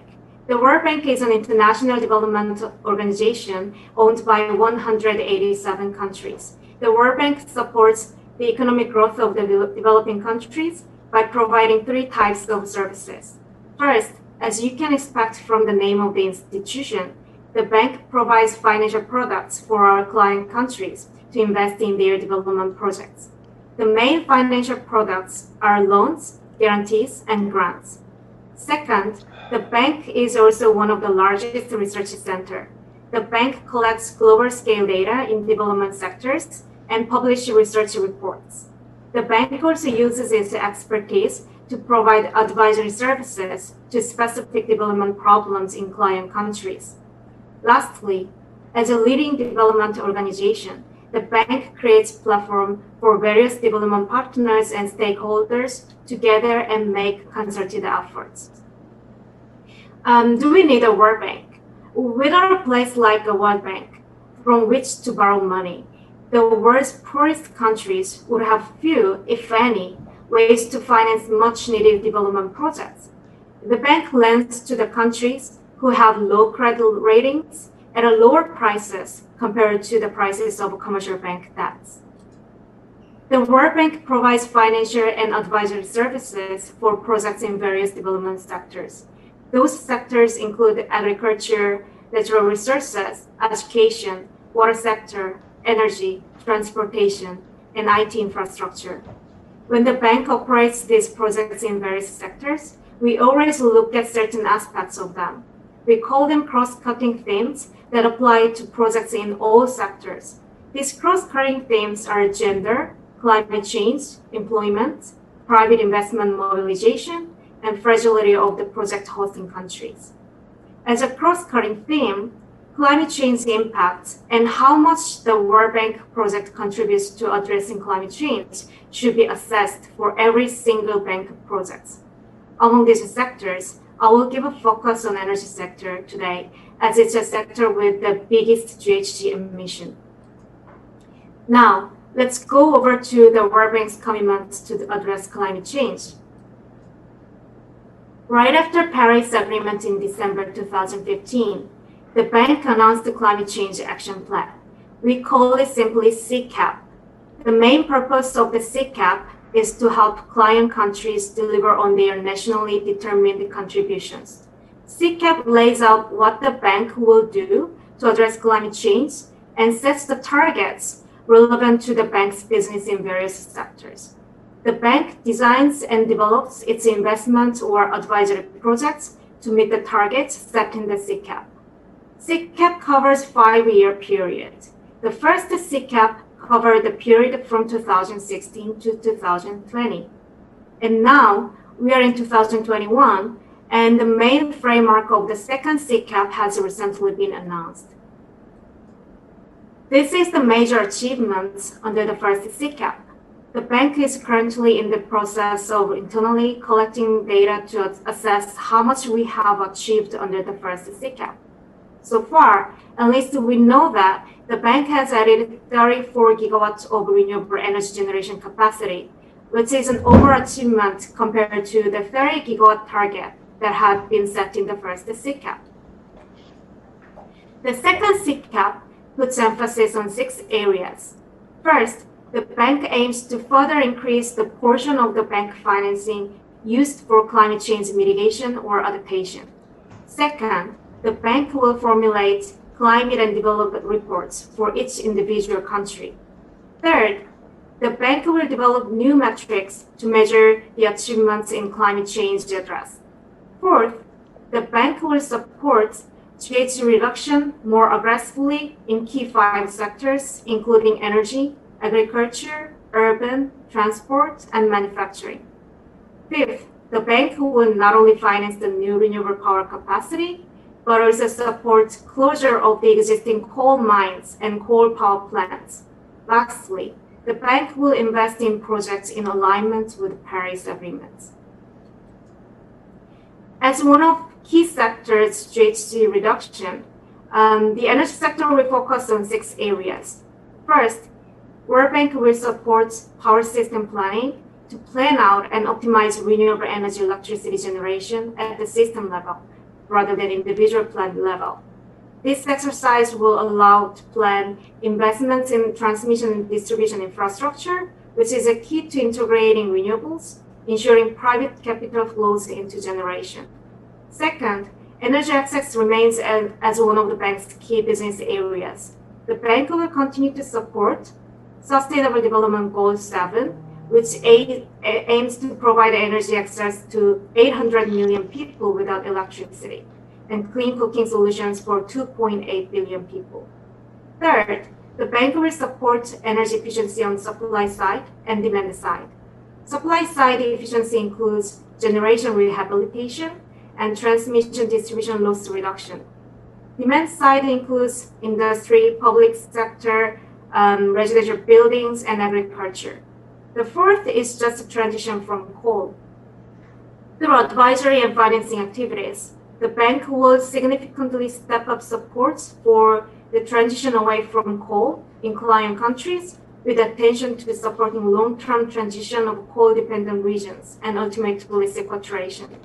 Fifth, the bank will invest to promote generation, integration, and enabling infrastructure for renewable energy. This support will cover on-grid, off-grid, and distributed renewable energy, including the use of renewables for electrification of heating, cooling, and transportation.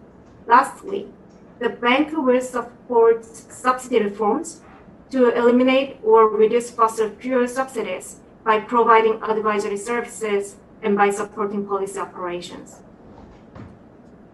Now, let's talk about the bank's energy sector business. Although the scope of energy sector business in the bank is very wide, I will focus on the renewable energy, given its importance in energy transition and the interest of time. According to the recent International Energy Agency's new net zero reports, over 90% of the electricity generation should come from renewable sources to meet the 1.5 degrees Celsius target. While it is imperative to expand the renewable energy generation, there are challenges to overcome in case of variable renewable energy, which is called VRE. VRE means renewable energy sources with intermittent and fluctuating nature. Unlike geothermal, the amount of energy of variable sources, like wind and solar, are not consistent over time of a day or over seasons. Also, the generation outputs from VREs are not controllable. We can't increase or decrease the power generation outputs as we wish. This aspect of VRE power generation is in contrast with hydropower, whose generation output can be controlled. VRE has challenging aspects. First, the power output is not consistent. We can use solar energy only during the day, and it's not available during the night. Second, there are uncertainties in the electricity generation output due to the unpredictability of the weather, such as wind, sun radiation, and clouds. Third, specific types of renewable power generation are available only at certain locations. We can't generate solar power in the region with very weak sun radiation. Lastly, VRE power lays difficulties in grid frequency regulation. Solar power generation doesn't use turbines, and there is no physical inertia to enable automatic and instant responses to sudden imbalances between power supply and demand in the grid system. With these challenges, how do we develop and implement renewable energy projects successfully? First, grid system level planning can optimize the generation capacity expansion and identify suitable generation projects. Second, to reduce the uncertainties of VRE, there should be enough information on the time-varying availability of renewable energy at candidate locations. Third, to make the generation project financially viable, the regulatory environment should be conducive to the renewable energy. Incentives such as feed-in tariff or renewable energy certificates are good examples.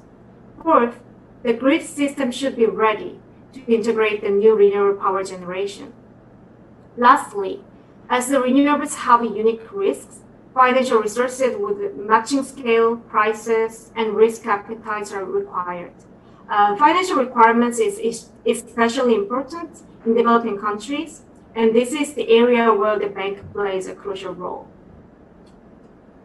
Let's start with the power system planning. Through the demand estimation, the system planning answers whether the new generation capacity is needed and how much, with optimized suggestions for the addition of generation capacities.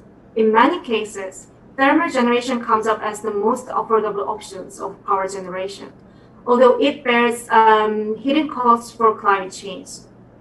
To internalize this hidden cost of GHG, the bank includes the GHG emission limits or carbon prices in the country as inputs to the power system modeling. Then, it needs to be checked whether renewable energy resources are enough for power generation at candidate locations. To serve this purpose, the World Bank created a map of renewable energy.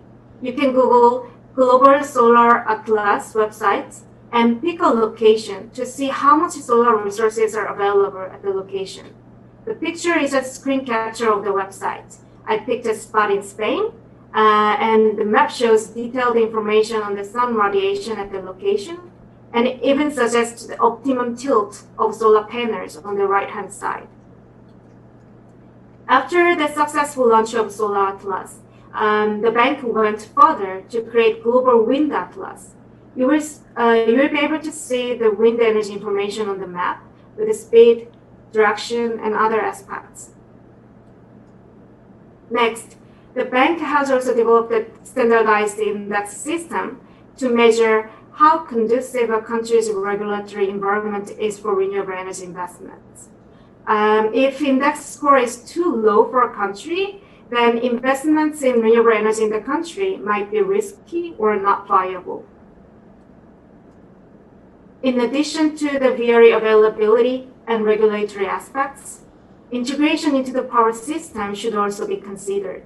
A key objective of the power system operation is maintaining balance between power supply and demand. To keep the balance, the system operators monitor the demand and adjust the generation outputs around the clock. Supply can be adjusted within a very narrow time window by ramping up and down thermal generations, especially gas or hydropower. In case of thermal generation, ramping up and down incurs costs, and integration of VRE into the grid system can increase the need for these costly adjustments.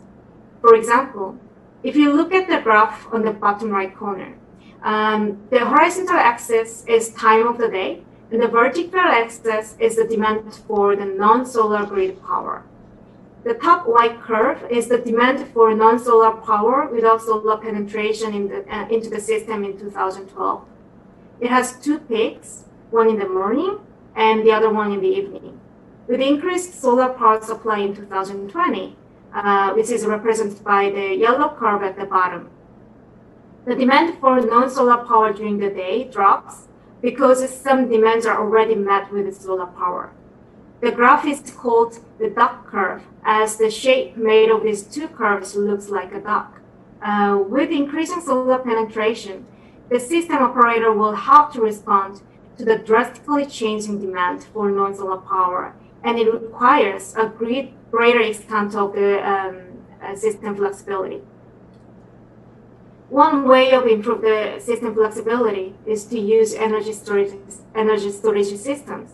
Solar-powered electricity can be stored during the day, and the battery can be discharged during the evening peak, flattening the duck curve and consequently decrease the need to drastically ramp up and down thermal generation outputs. The World Bank also started financing energy storage projects to that effect as well. Now, financial resources are very important aspects of the World Bank business, as it's a financial institution after all.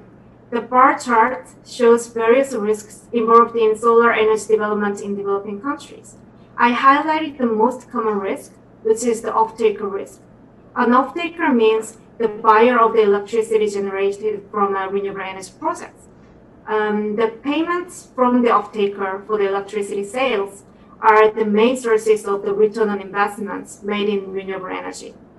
In developing countries, the off-takers, typically national power utilities, have weak financial positions and low credit ratings, presenting risks in the payment delays or power purchase agreement termination. Let's look at a bank project example to see how this risk is mitigated with the World Bank financial products. World Bank invested in a solar power project in Maldives. The title of the project is the Accelerating Sustainable Private Investment in Renewable Energy. The fancy acronym of this project title is ASPIRE. The Maldives power sector has two main challenges. First, most of their power generation is highly dependent on imported diesel, having the country exposed to the risk of fuel price volatility. Second, Maldives is a small island country consisting of more than 1,000 small islands, and this dispersed territory increases the cost of power generation and supply due to the logistical difficulties. To these challenges, solar energy is an excellent solution. However, two problems have to be solved. First, the off-taker risk should be covered, and second, the supply cost should be lowered to make solar power competitive. This is the project financial structure. In the diagram, you can see the off-taker payment risk was covered with extra funding, which is grants, put in an escrow account. The grant money is to be withdrawn by the generation company in case of the delay of the payments for electricity sales. To cover the risk of power purchase agreement termination, the World Bank guarantee is used. Also, a part of the grant funding is used to buy down the generation cost as well. This is the result of the Maldives project. With the World Bank grants and guarantee as a security, private solar power developers successfully made a contract with the utility and has installed 1.5 megawatt rooftop solar, as you can see in this beautiful picture. This will be followed by additional 5 megawatts soon. The tariff of the first 1.5 megawatt was 21 cents per kilowatt hour, and this was further lowered to 10 cents per kilowatt hour for the next 5 megawatt contracts. This low tariff is even lower than the average diesel power tariff in the country, which ranges from 23 to 33 cents per kilowatt hour. Further from the renewable energy generation, the bankers aims to phase out of coal industry and coal power generation. In doing so, the bank put an emphasis on just transition, which includes people and communities engaged in the coal industry. Just transition concept will be implemented around 3 pillars. First, the bank will work with the governments to create institutional environments for coal phase out.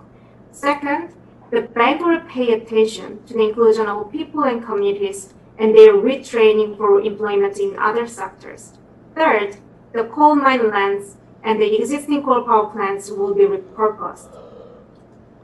The picture depicts an idea of coal power plants repurposing. By repurposing of the coal power plants into a renewable generation complex, the demolition of the whole plant infrastructure can be avoided, resulting in cost saving. Some infrastructure of the coal power plant, such as switchyard that sends the generated electricity out to the transmission network, can be reused for the new renewable plants. The bank also supports other clean energy technologies to accelerate decarbonization of the energy sector. Solar panels in various arrangements are used. This includes rooftop solar, floating solar, and solar generation with co-located batteries to improve flexibility, and mini-grid off-grid solar equipment. Clean and modernized cooking solutions are also supported to replace burning wood branches and animal dungs for cooking. Also, efficient cooling and green hydrogen are getting more attention by the bank and other development partners as well. Lastly, I want to briefly mention the World Bank's COVID-19 response. Electricity is essential in preparing against the pandemic. Refrigerating vaccines, COVID-19 testing, and operating ventilators and oxygen concentrators require electricity. While WHO identified Africa as a potential epicenter of the pandemic, 70% of healthcare facilities in sub-Saharan Africa do not have access to reliable electricity. The World Bank Energy team is fast-tracking the support to provide solar-powered energy access to these health facilities. This is the snapshot of the World Bank's climate and energy strategy. Thank you for listening, and please feel free to ask any questions should you have any. Thank you.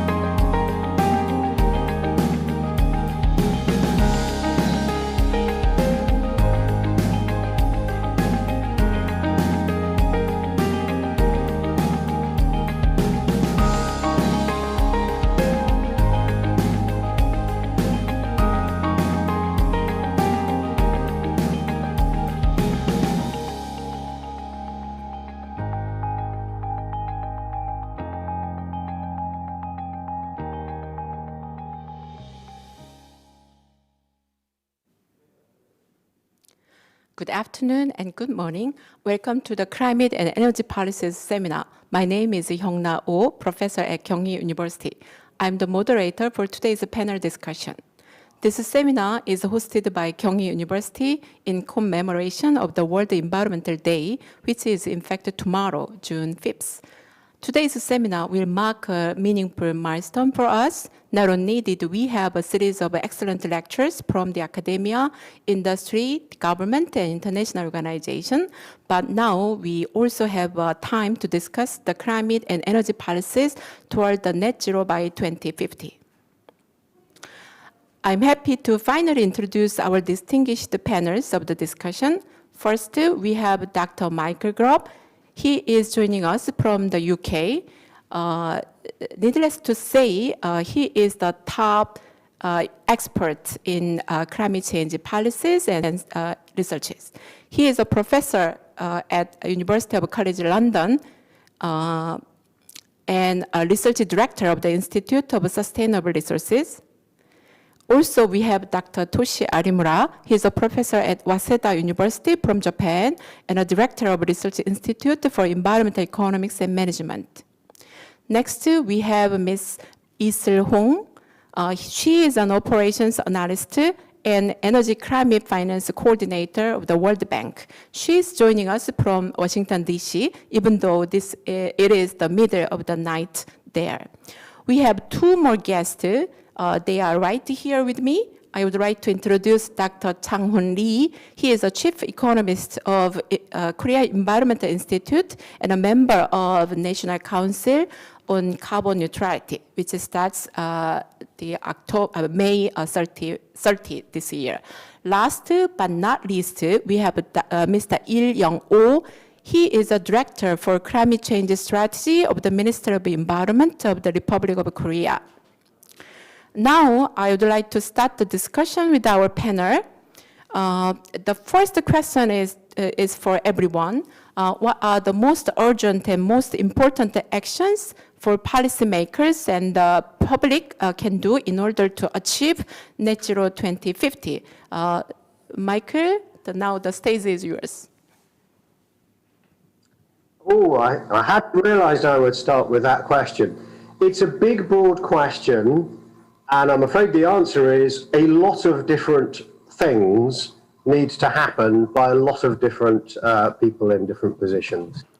I think for policymakers, an important question is to get the institutional structure and the goals right.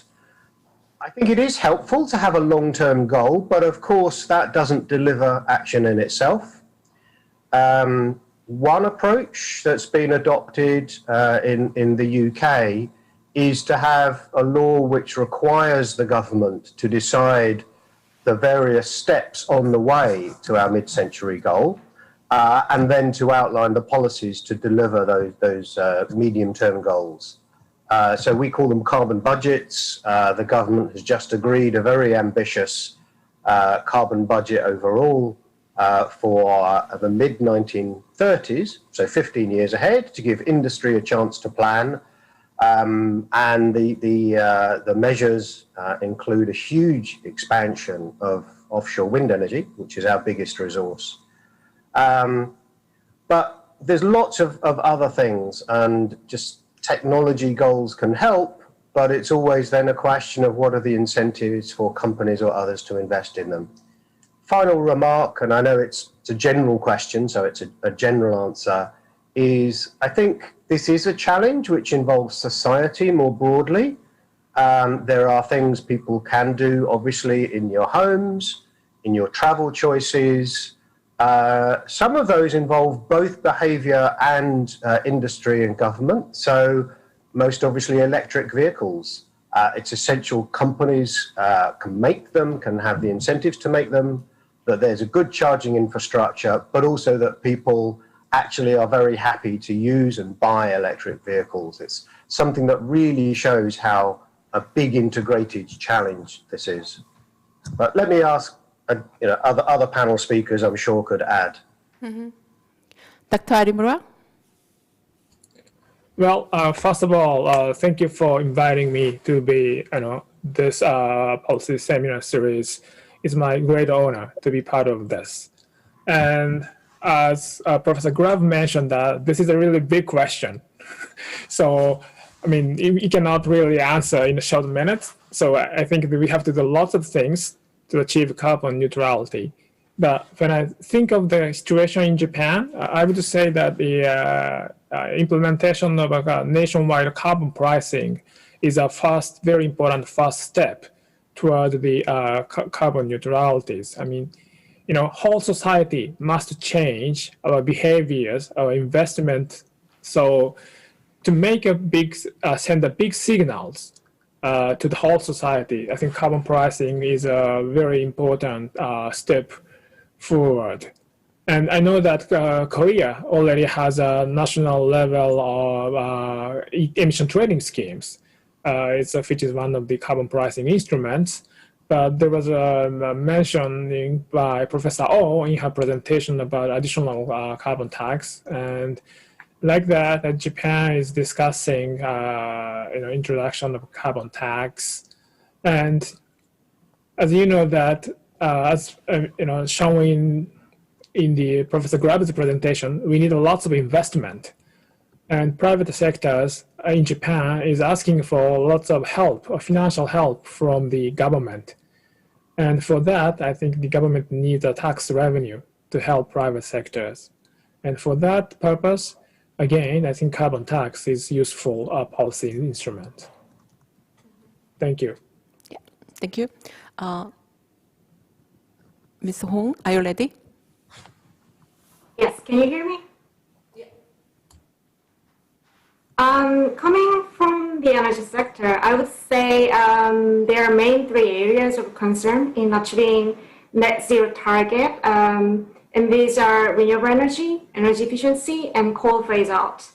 As there is not much market incentives in these areas yet, policymakers should take the following three actions. First, each country has to translate the global net zero target into specific and actionable measures and reflect these into their short-term plans and also long-term policy frameworks.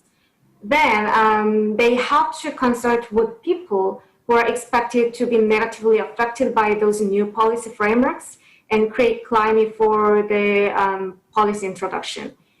Thirdly, they need to implement the policy tools such as tax credits, subsidies, and loans to provide incentives for the clean energy actions. Simultaneously, the public as consumers can also do their part. People can reduce the waste for use of energy in homes and their workplaces. Also, shifting from air travel to high-speed train for local travels could be helpful as well. And purchase of goods with less carbon footprints can influence the companies and consequently augment the efforts for climate change mitigation. The World Bank supports both the governments and consumers. For governments, the World Bank provides policy recommendations through its advisory services and also financial investments in clean energy infrastructures. For consumers, World Bank supports campaigns for low carbon options to raise their awareness and also provide customer financing for purchase of clean energy equipment such as solar home systems and other energy efficiency improvement equipment. Thanks. Thank you. Dr. Lee, can you be the next? Thank you. I think most important is renewable energy. To quantitatively secure renewable energy and qualitatively to control the renewable energy. Most greenhouse gas emissions coming from fuel combustion.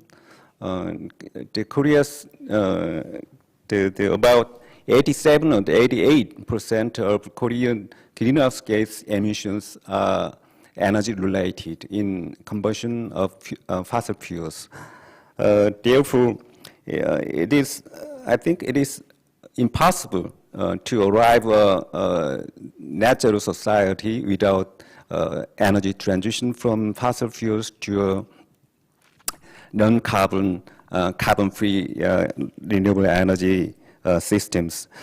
But the renewable energy sources have good and bad points. Good point is they are mainly emissions-free, not only carbon, but also air pollutants. The other good point is that there is domestic resources. Therefore, we, in terms of energy security, the renewable energy has good point, but bad news is for the renewable energy, we can't use them when we need them. We can use when the sun shines and the wind blows. The problem is that to collectively to control the predict precisely the wind energy and solar radiation and store the appropriately renewable energy over produced renewable energy. And you should improve policies to massively to increase renewable energy installation in Korea. We have relatively low share of renewable energy in electric generation, possibly the last position in OECD countries. The first task is to massively expand renewable energy installation in Korea. The second problem is to control the renewable energy. We should develop the technology and market mechanism to predict and store solar and wind energy, and to stabilize and balance the electricity grid. And that is the most important for the energy transition in Korea, I think. That's all. Mr. Oh. Now I'm taking part in the developing Korean national strategy for 2050 carbon neutrality. So from my experience, I have a lot of voice from so many various stakeholders. I'd like to point out some important point from my experience. First of all, the panelists here already talk about the importance of renewable energy and some kind of R&D and technology innovations or green finance and so on. But nowadays, Korean society requires some kind of financial support to the potential job security issues from fossil fuel, especially coal-fired power plants. So I'd like to highlight the importance of just transition issues for carbon neutrality society.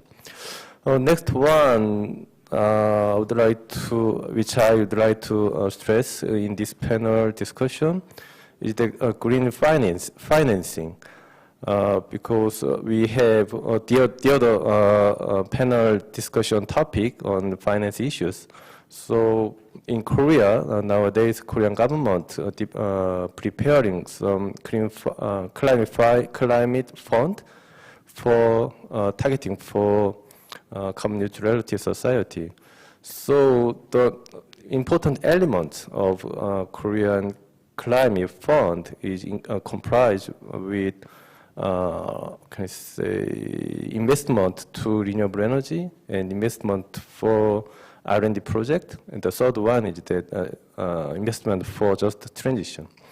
So totally, I think that renewable energy, green financing, and R&D, and also just transition, it can be a most important and urgent actions for policymakers. Thank you. Required actions from many stakeholders, specifically governments, are mentioned pretty well by the panelists. The next question is for Dr. Grubb, Mr. Oh, Ms. Hoon, and Dr. Arimura. The question is sufficient financial resources to support these actions prepared? So can we start with Dr. Arimura? Well, this was the order was unexpected. Sorry. Well, I mean, I don't think the government has the financial resources big enough, large enough to support all the actions that they are aiming for. You know, as Dr. Huang mentioned, that the renewable energies has a lot of problems that requires a lot of investment, right? Batteries and also the, you know, in the Japanese case, we are planning to expand offshore wind, and which needs lots of investment, and also we have to do lots of investment in the grid. In addition, you know, even like we have lots of solar powers in the southern island of Kyushu, but they don't have enough demand in the Kyushu island. So I think it's better for us to connect this southern island to the main island. That way we can make a better use of solar power. But to do so, we need lots of financial resource to support the investment in the grid. And further, for the future technologies like CCUS or hydrogen, we need lots of investment. But as I mentioned, private sector is asking for helps from the government. And for that, I think the carbon tax can be a very useful policy instrument to support the R&D and also the deployment of those new technologies. In addition, I noticed that Tokyo government, which is always ahead of the national government, is maybe considering like a green bond to support their actions toward carbon zero for 2050. So there are lots of policy instruments or other financial resources that we need to implement all these policies. Thank you. Dr. Grubb, are you ready? Yes, sure. I think different countries are going to finance these kind of investments in different ways. For some, there'll be a much bigger role for public finance, perhaps raised through carbon taxes or similar measures. In the UK, there's been already some quite big finance in transmission developments, connections with the continent of electricity cables and the offshore wind. A lot of that has been privately financed, but with government contracts or government guarantees, so a minimum and maximum price. Because one of the strange things about the world's financial system at the moment is, particularly after COVID, many governments have quite large debts, but there's a lot of money in the private sector that is actually still looking for good projects, but obviously doesn't want to take too much risk. So if government can help to manage the risk through through good contracts design, like we have 15-year guaranteed contracts for the offshore wind, and a maximum and minimum price on interconnectors. That can get a lot of private finance quite cheaply. But that will differ between countries, stage of development, and obviously in some countries the World Bank or the international banks will be very important. And Mr. Oh. I think that for sufficient financial support to carbon neutrality, I think all over the world there are a lot of monies, actually money flows nowadays. That I'd like to stress that we need to align the carbon flow toward carbon neutrality. So if I introduce the case Korea, nowadays Korean government making some kind of policy for to align the public budget with carbon neutrality, and how to make private sector or private financial institutions to raise more money toward green issues, green carbon neutrality. The first one is that Ministry of Environment now developing Korean taxonomy, Korean green taxonomy, benchmarking the case of EU. So I think Korean taxonomy can be one important leverage or guideline for financial funding for green project. The second one is that the already Korean government made some kind of legislation to assess the content or the effectiveness of the government budget in terms of climate change issues or greenhouse gas reduction potential. So I think conclusively, I'd like to point out again, we need to some kind of policies to align the financial flow with carbon neutrality and climate change issues. Lastly, Mr. Hoon.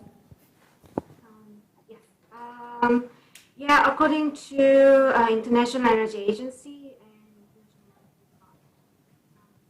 $5 trillion a year is needed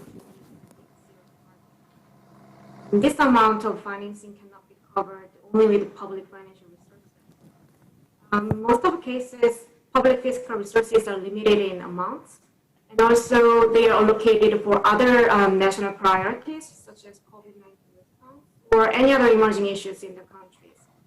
So for this reason, private sector investment is essential for acceleration and scaling up of energy transition. Here, public financing is necessary to create climate for investments in energy transition. There are various types of risks involved in energy transition investments, and huge potential of private investment cannot be unlocked without the public funding to cover those risks.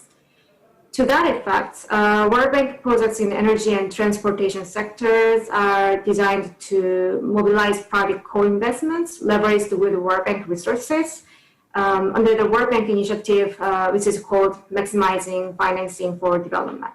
Thanks. Okay, thank you. Dr. Lee, we have a question for you. As a leading economist and policy advisor, can you compare the Korean Green New Deal with others?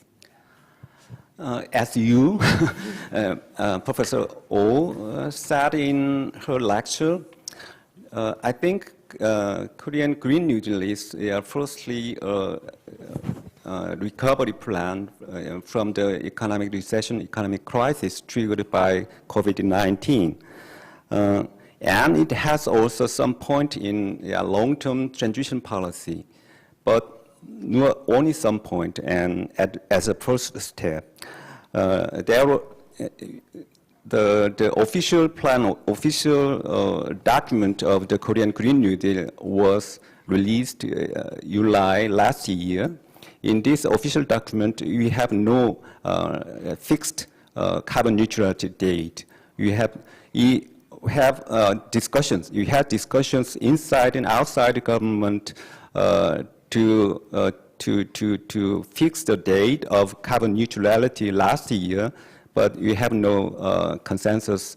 You have not arrived to a consensus to include the fixed date of carbon neutrality.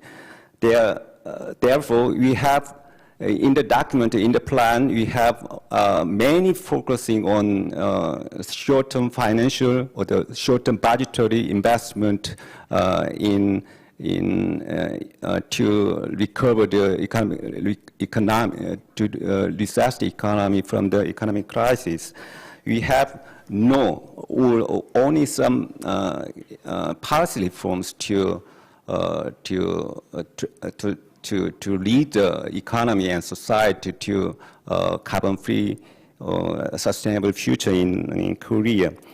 For example, we have no world-one strengthening of carbon pricing in Korea in this document. But think about that. the European Green New Deal or Green New Deal document of the USA Democratic Party 2019, this document, these plans was released before the outbreak of COVID-19. There's, from the first one is this long-term strategy to a carbon-free society, economy in mid these centuries. There are no short-term recovery plan. There is a long-term strategy to lead the economy into a carbon-free society. But you have some point fortunately, some point last year, after several months later than the release of the official document of Korean Green New Deal paper, the President Moon announced last October, announced carbon neutrality in 2050 in Korea. With this pledge and the next policy reform steps, I think the Green New Deal, the Korean Green New Deal can be a balanced strategy, not only for recovery plan, as a recovery plan, but also as a long-term strategy plan with Korea, lead Korea to a prosperous and sustainable future in the future. Yeah. Thanks. Thank you. And the next question is also for everyone. Not everyone, but how do you evaluate the current actions of Green New Deal and carbon neutrality pledge? Are they going to work? Please evaluate actions in general, and then please focus on one in your country. Professor Grubb, can you start? I can start, but I'll touch on the European Green New Deal. In my presentation, I outlined the goals that have been set and a little bit also about the political background that has led Europe to being really quite ambitious on this. I think that it's first really useful to say that, you know, this has built up over quite a long time, and I think a really important aspect of it has been the relative success of the renewable energy programs in Europe, and the fact that that has brought down the cost of renewables a lot. So we do see a future in which we have very low carbon and relatively moderate cost electricity. And so the strategy is broadly the expectation that then we can decarbonize the transport sector through electric vehicles, at least for the personal transport and smaller uses. And there's very active policies now in Europe to support the development of electrical vehicle manufacturing, the UK similarly. So there are those sectors. I think Europe does have a fairly clear strategy now that could work. Both of those are somewhat supported by the carbon price, and reforms to the European emissions trading system have made it much more effective now in terms of a higher price, around 50 euros a tonne. The UK has now launched a legally independent emissions trading system, but in practice it's quite closely aligned and has started with a slightly higher carbon price. So I think all of those building blocks are now in a much stronger than they were just a few years ago. I think the biggest challenge in the EU, as in some other countries, is with manufacturing industry, and in particular the big companies like steel manufacturing. There it's harder to say the technology solutions are less clear. There are a rapidly growing number of pilot plants for things like what's called green steel, often hydrogen production from renewables associated with direct iron reduction. But that's still, I think, in the slightly experimental stage. And there is a dilemma that most low carbon industries look like they would be a bit more costly than the traditional means. So a carbon pricing will be really important, but it's also a lot more difficult because obviously these are goods that can be traded. So this is a big and complicated area, a lot of debate. Next month, the European Union will introduce its proposals for implementing the Green Deal, which would include something around carbon pricing and a border adjustment to stop industries migrating abroad or to reduce that incentive. But that's going to be very complicated and controversial, including internationally. So good progress, I think a serious effort, but still a long way to go. Dr. Arimura? Thank you. So Dr. Grubb already mentioned that I think a global view. And I think when I think about the carbon neutrality for the globe, I think the role of the developing countries are important too. So I think the developed countries should be able to help them to have renewable energies soon. And I think the exports of coal power plants to developed country is not something that we do not want to, if we want to achieve carbon neutrality. So that's, I think, one thing that we have to pay attention globally. And regarding Japan, we have, I think, a unique situation, different situation from UK, and maybe similar to Korea. In the Dr. Grubb's presentation, the role of CCS was said to be limited. But I think for the carbon neutrality for Japanese economy, Japanese industries is thinking of relying on CCUS. And we have very strongly, we have a good, strong industry, manufacturing sectors. They have a very big political stake in the climate policy discussions. And we have to, you can decarbonize power sector a lot. But for the industry size, like steel sectors, it's not so easy to decarbonize all the activities. So they are thinking of using CCUS. And, until recently, they were discussing CCS only. And actually, the industry were not so much interested in that CCS. But when they started to think about carbon capture, usage, and storage, the chemical industry started to think about it seriously. And now they are considering to create, lots of fuel or materials using CO2. And, it really hinges on if this industry can come up with the technological innovations that makes CCUS economically viable. So that's one, key for Japanese carbon neutrality. And close to that, hydrogen is also playing an important role.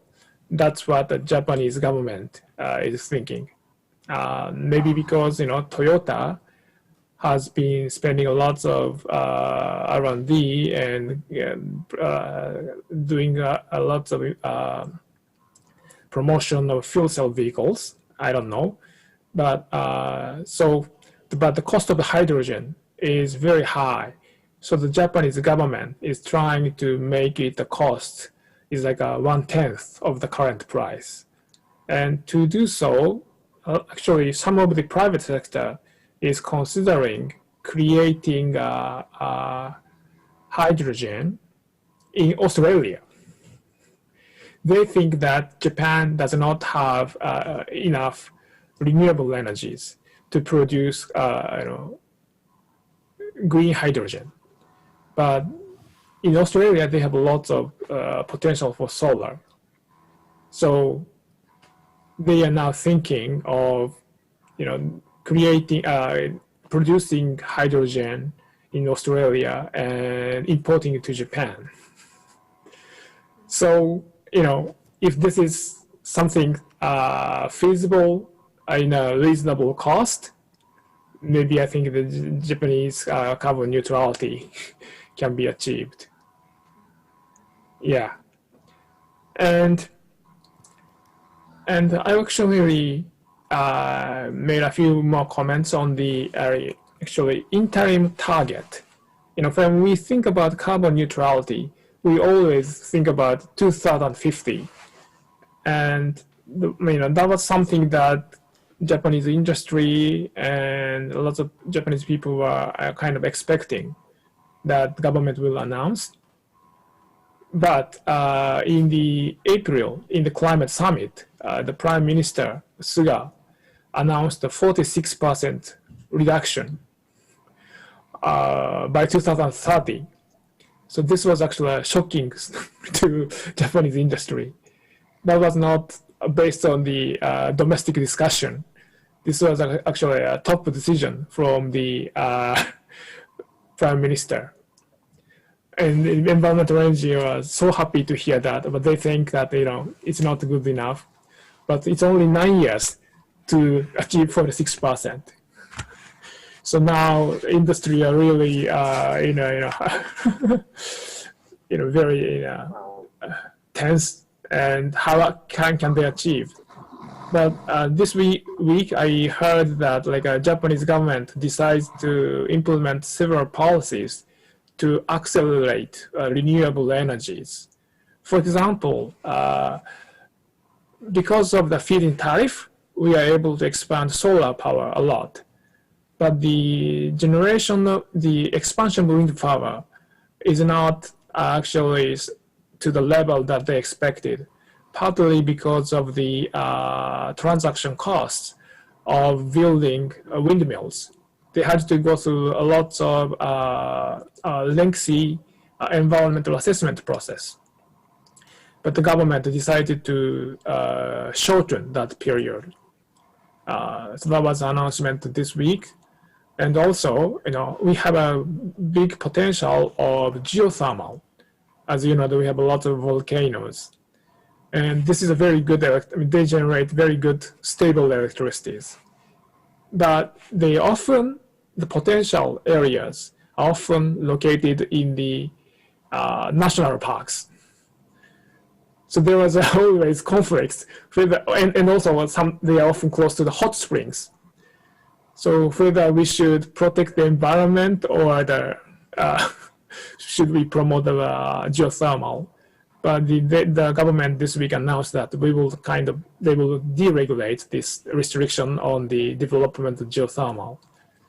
So I think this announcement of the 2030 target made the fast movement finally from the government. So that's, I think, a good symbol of the new movement by Japanese government. Thank you. Thank you. Dr. Lee. Yeah, Japanese 2030 target, the ambition enhancement was shocking news for the Japanese industry. For us, it's the carbon neutrality in 2050. Last year, announcement of President Moon was somewhat shocking and revolutionary target for the industry-related ministries and industry sectors.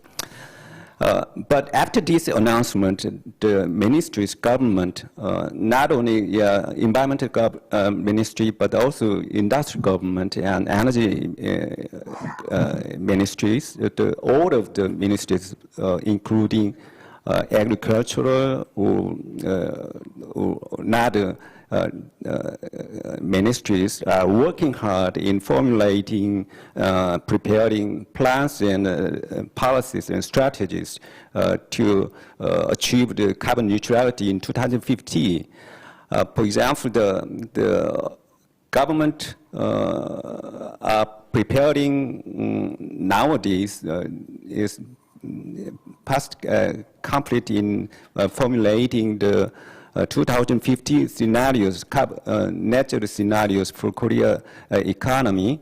That is about 100% reduction of emission is in 30 years. It's a very difficult task to a manufacturing-oriented Korean economy. But we are preparing the scenarios, and we last month, this is 1 week ago in P4G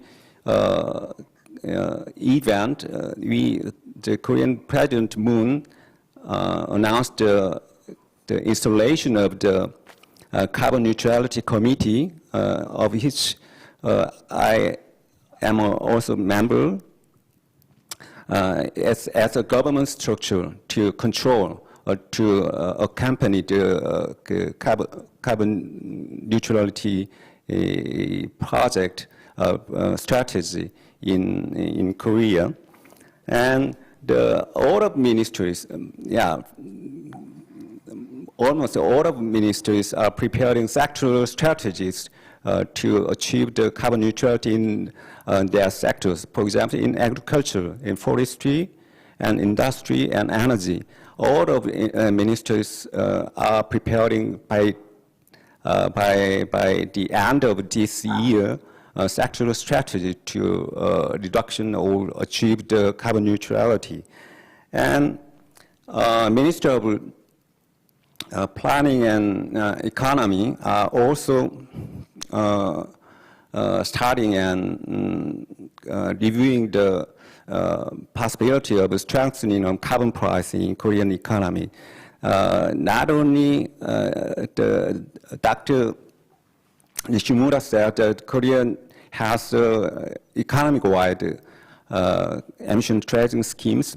We have but 30% of the Korean economy or the Korean emissions are outside of these emission trading schemes. And in outside Korean emission trading schemes, we can now review the possibility of carbon pricing, carbon taxation on this area. But you have all the plans, but not the result. We have formulating plans and strategies that therefore it's too early to evaluate the actions in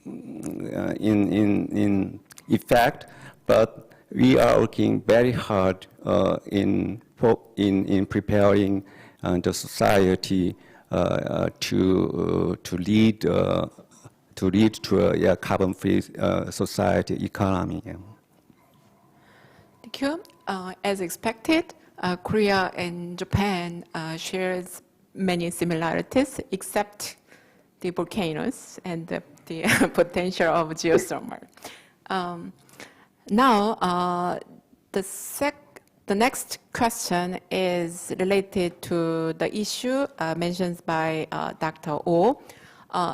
The climate justice becomes an important issue. Is it fair to assign similar responsibility between advanced economies and developing economies?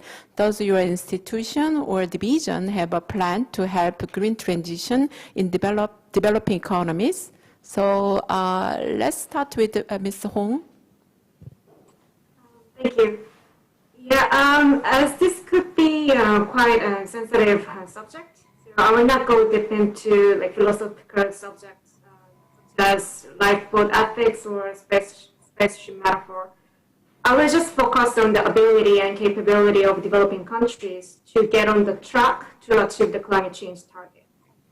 To achieve this ambitious target, massive deployment of clean energy technologies is essential, While many developing countries lack both human and financial resources to make investments. So to resolve these constraints, many developed countries, like including Japan and the UK, make significant financial contributions into various climate fund programs to support developing countries.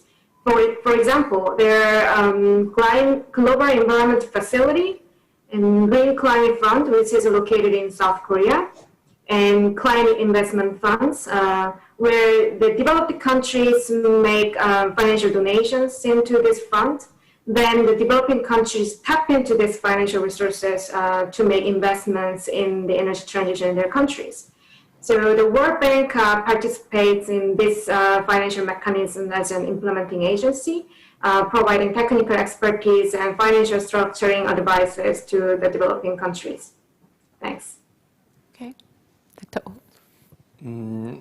Oh. Very difficult topic, climate justice. Personally, I think that I don't think it is fair to assign similar responsibility to developing countries and developed countries. So I think internationally, especially in the climate negotiation, CBDR principle still supported from a lot of developing countries. I have the same opinion about CBDR principle to sharing the responsibility between developing and developed countries.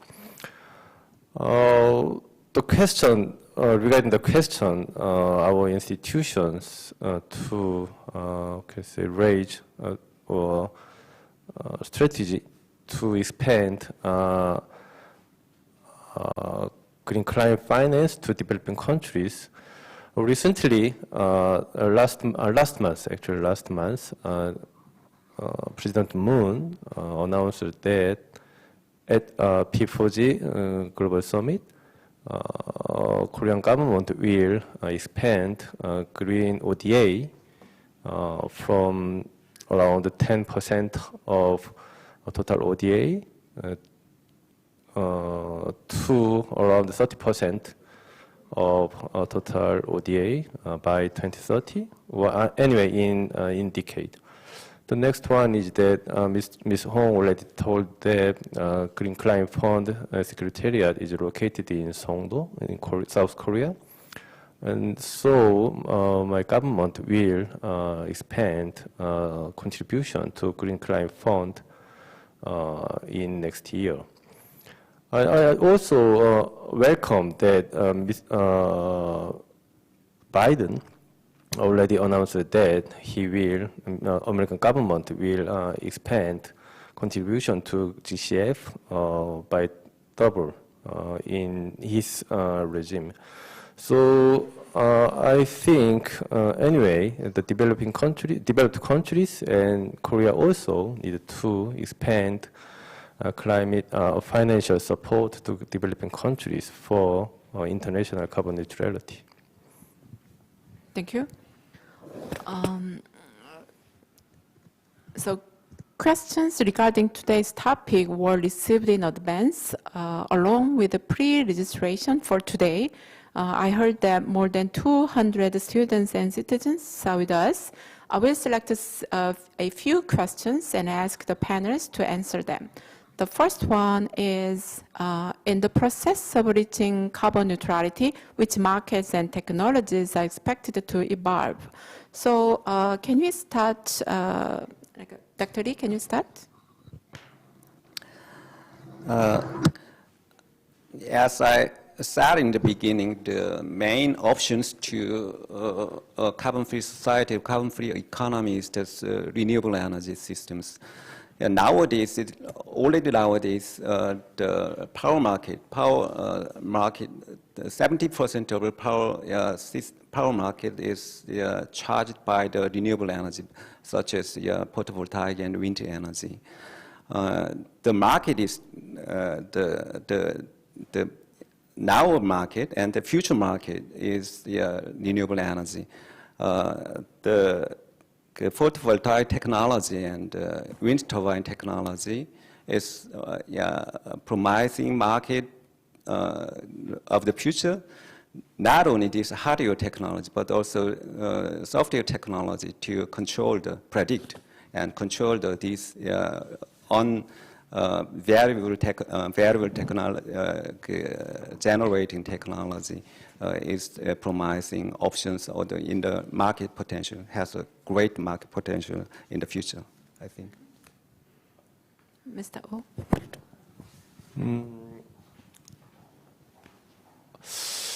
From the Korean scenario for carbon neutrality, now we are developing scenarios.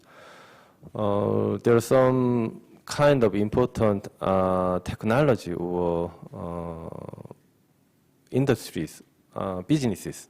For example, hydrogen and solar panel and wind power, and also circular economy and CCU and CCUS will be an important part of Korean carbon neutrality scenarios. So I think that market or technologies for these kind of important areas can be enhanced, expanded in the future. And also, Korean government already introduced Korean ETS in nationwide since 2015. From the experience around 7 to 6 years, the carbon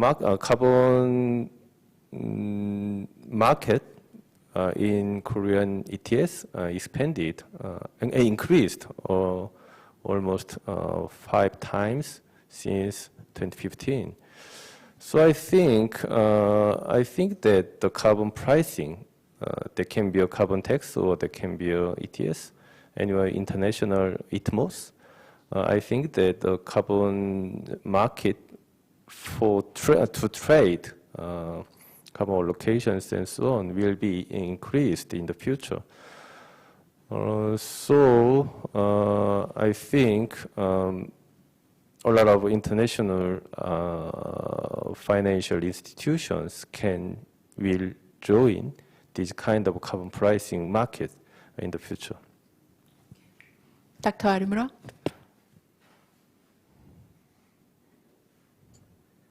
Well, thank you for the question. I think for the short term, as lots of people mentioned, that the renewable energies are very important technology and market and the target for the investments. And at the same time, I think this was mentioned in the Professor Grubb's presentation that investment in energy efficiency, improvement in energy efficiency is a sure way to reduce carbon emissions, and there are lots of technologies are already available. So if we are aiming for carbon neutrality, we need lots of investment in energy efficiency, and the technologies are already there. For the long term, I think the hydrogen is one important fuel. I know that the European Union is also considering hydrogen is one important fuel, and Japanese companies and the government are highly considering to make the cost of hydrogen to lower. So that's very important technologies and market. In addition, recently, the Japanese government and industries are discussing a role of ammonia. In producing hydrogen, they can also produce ammonia. And if you mix ammonia with coal or natural gas, they can reduce the carbon intensities. So it's not something that you can use for long term, but they seem to be, there are interests in ammonia and among Japanese industries, yes. And CCUS in general for the long-term technologies. Thank you. Thank you. all of your answers were really helpful for me to construct my stock portfolio. So I need to search some companies or stocks which are related to the technologies you mentioned. And the next question is, I think it is related to ESG issue. So we have a presentation from SK, like SK in Korea, SK, Samsung, and Hanwha or POSCO. They announced that they are going to join the green transition. So the question is, one student says that, I wonder whether companies can join together for climate change in real sense. Could you answer this question with some real world examples in your country? This is Dr. Grubb, this is for you.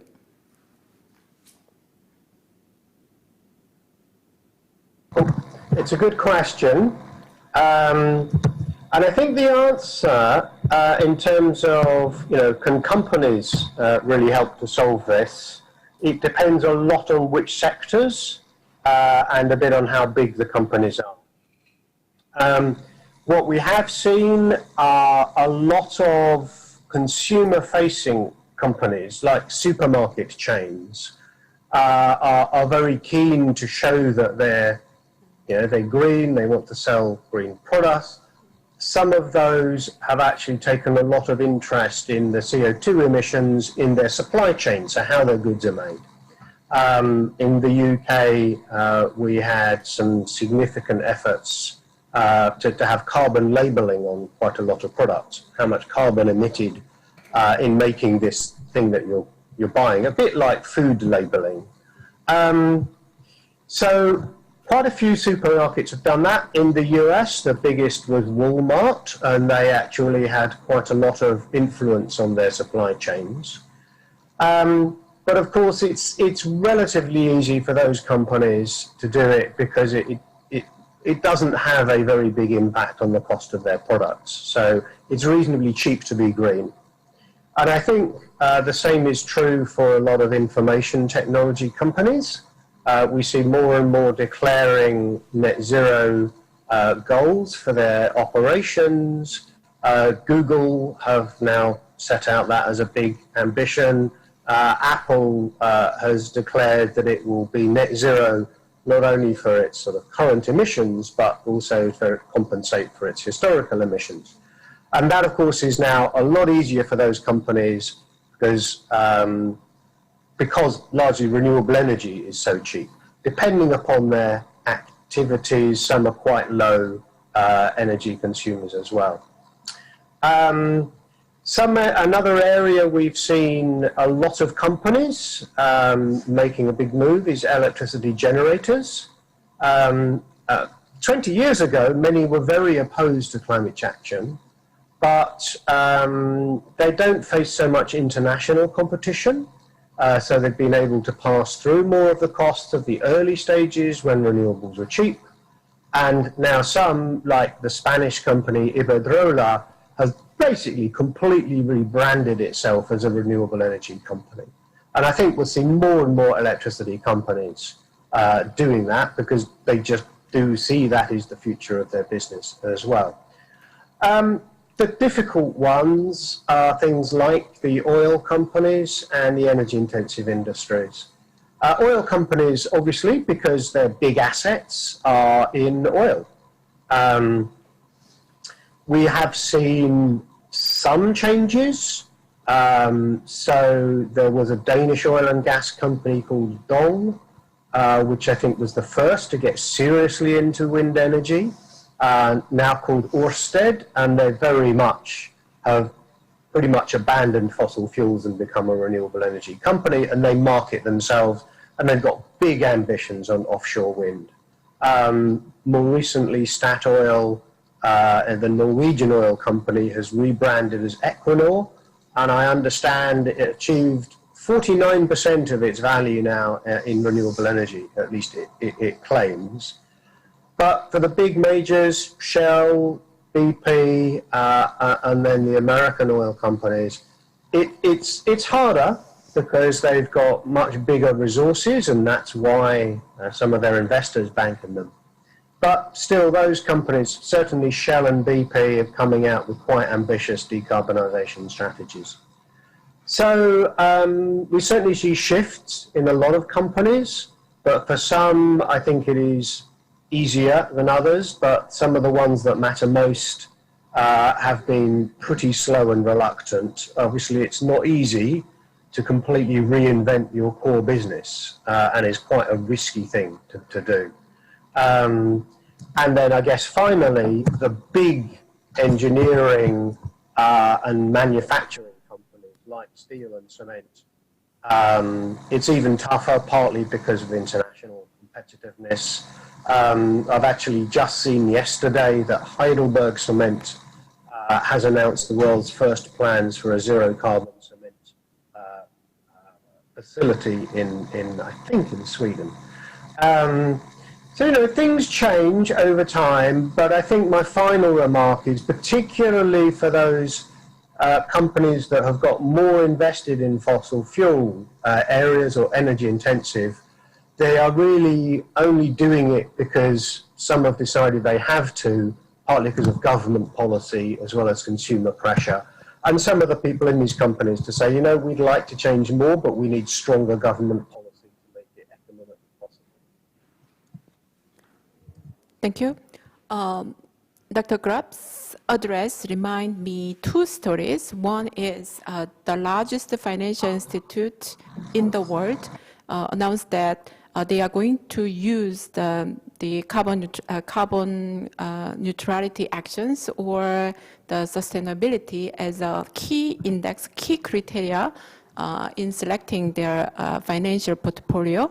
And that's the first news. And the second news, which comes in my mind, was the story with Honeywell. I think Honeywell is the big the company in the U.S. and it says that they are going to carry the greenhouse gas emissions generated in their own company, as well as the greenhouse gas emissions of other partnering companies which are located in a global value chain with Honeywell.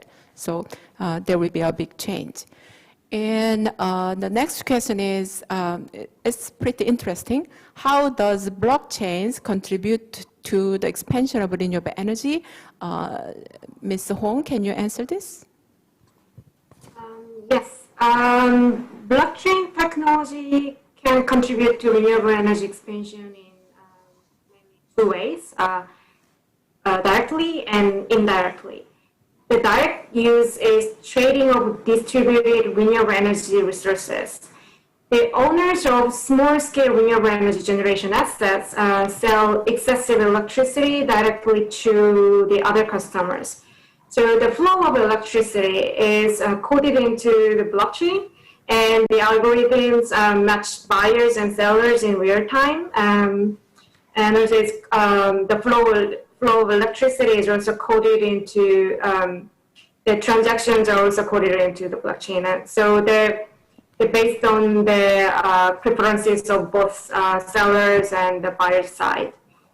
Then smart contracts execute automatically when electricity is delivered to the buyers, triggering payments from the buyer to the seller. So removing financial and contractual transactions from central control brings a new level of decentralization of power generation and transparency. And regarding the indirect contribution is through climate markets, consequently promoting renewable energy again. Mm-hmm. So all markets trading emissions and reductions require centralized registries. So the result is a multitude of trading instruments operating within closed technological systems following differing rules. However, blockchain has a potential to enable a new architecture for climate markets based on decentralization and transparency and also cost effectiveness. Mm-hmm. So I think these are the two main ways how blockchain supports renewable expansion. Thanks. Mm-hmm. Yeah, it's very interesting. And although the Mr. Oh, as a government official, does not like the idea of using blockchain. The next question is, how can universities and the general public take actions on this matter? Dr. Arimura, can you answer this question? Yes. Well, I think the universities can do lots of things. Actually, Waseda universities that I am teaching is now investing in the energy management system. So we are trying to visualize the energy consumption of buildings and to control the energy consumptions. In addition, that university can reduce emissions by installing solar PV, or actually changing their electricity supplier to renewable energy generators. And in fact, in Japan, the Ministry of Education and Ministry of the Environment are working together to form a coalition of universities and colleges that are working for carbon neutrality. And this coalition just started, so we still don't know where we are going, but the universities are trying to play an important role to achieve the carbon neutrality. And for the general public, like students, I think they can do a lot of stuff, but they can change their consumption behaviors. And when you buy electric appliances, maybe try to purchase energy efficient appliances, which can be a bit expensive, but their consumption of electricity in the long term is lower than the regular stuff. So that can reduce your electricity bill and also your CO2 emissions. In addition, if you are in the region where the retail market of electricity is deregulated, you can choose power companies that make use of renewables. That way you can reduce your CO2 emissions. So please consider those options. Thank you. Thank you.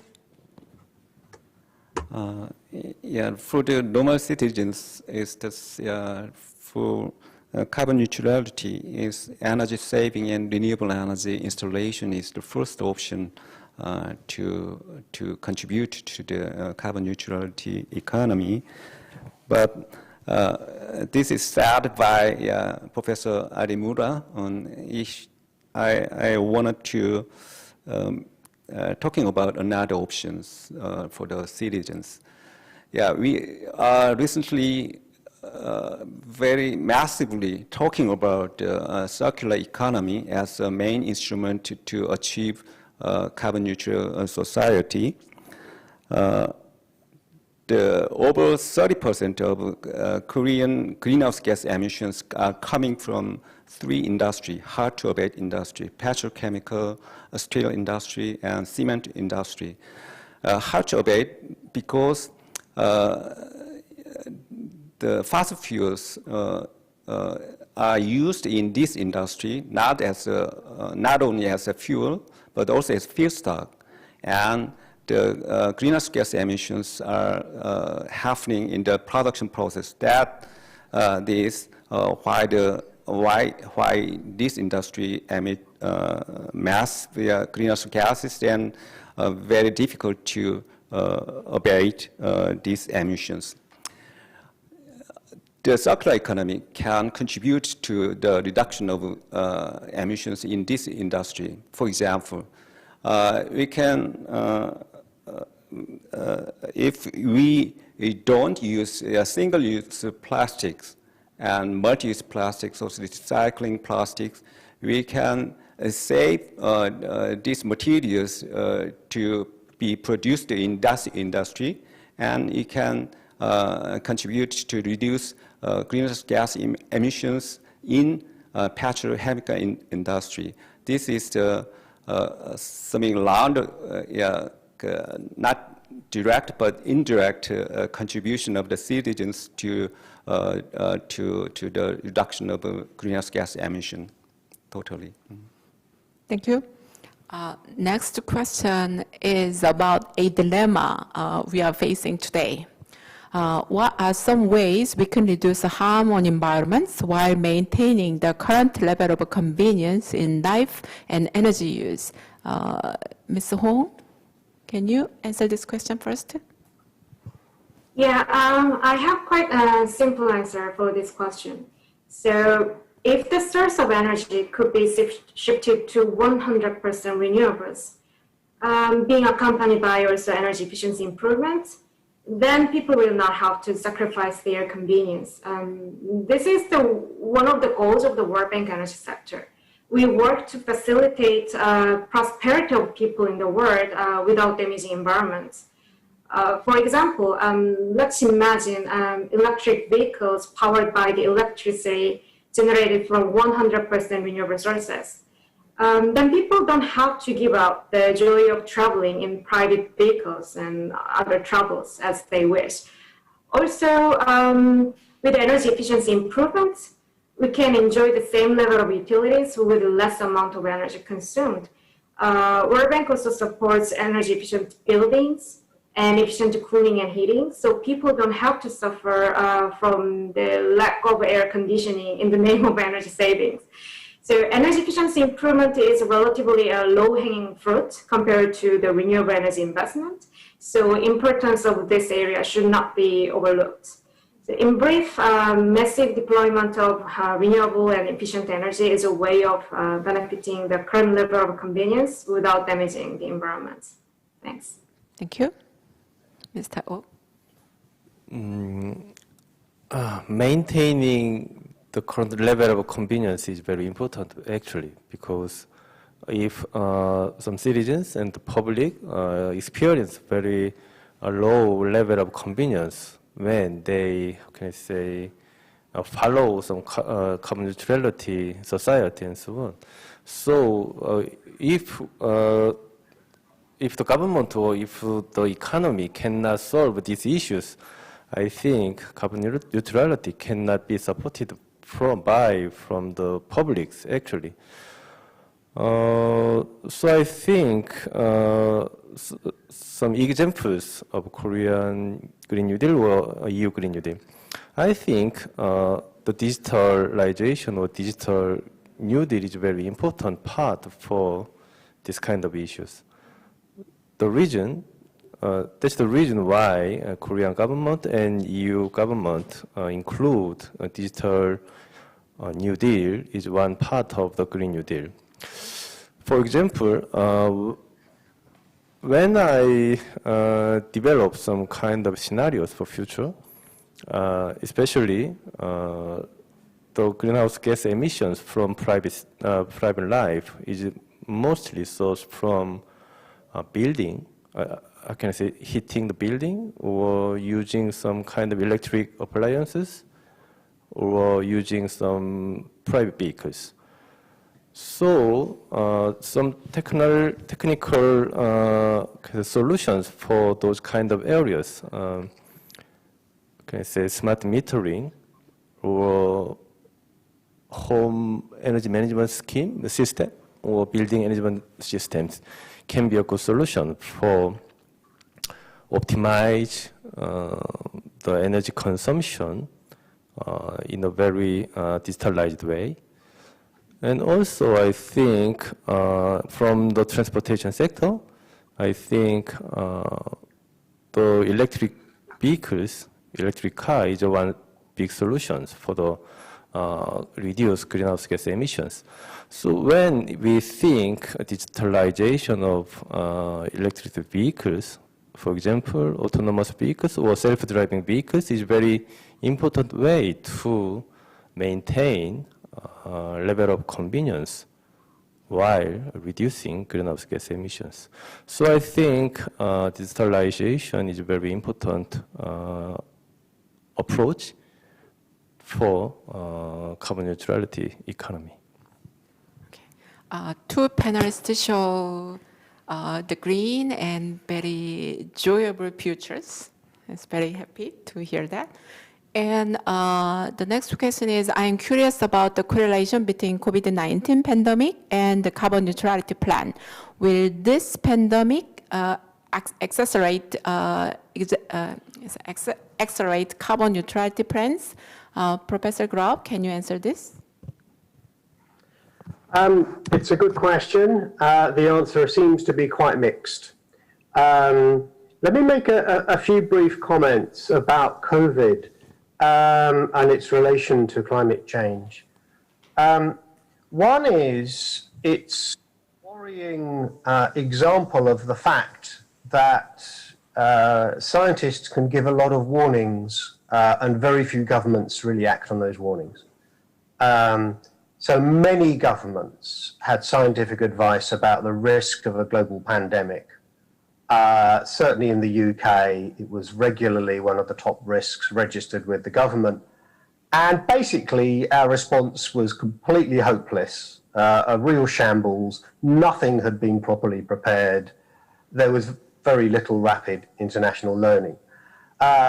Hopefully, the positive side is that governments may recognize that fact and realize that climate change, they better not make the same mistake of just ignoring the science.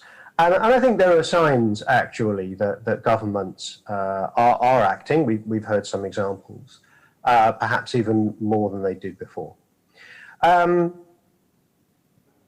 couple of things that are much more mixed, though. One is it is a little bit, say, sobering, the fact that even under the considerable shock of the pandemic and lockdown, global emissions fell, but really not by very much. I think that does show in part how hard it is to get emissions down very quickly. So I think it underlines this is a strategic challenge that's going to require investment as well as behavioral changes and so forth. And then I think the biggest point that I see in COVID, though, is there is certainly a strong attempt, and I think a reasonable attempt to build a narrative that in our post-COVID recovery, we have the opportunity to go green rather than just kind of public support for the old industries. That is happening in some areas. We've heard some examples, and I think it's fairly true in the EU. But from partly my work through the IPCC, it's clear the picture around the world is very mixed. And particularly, I think, in developing countries, it's created major financial crises. It's amplified the tendency to think short term, just how do they get people back into work? And the simplest way is to put public money into the old industries and kind of just try and restore things as they used to be, with even less willingness to think long term or ability to wield finance for decarbonisation.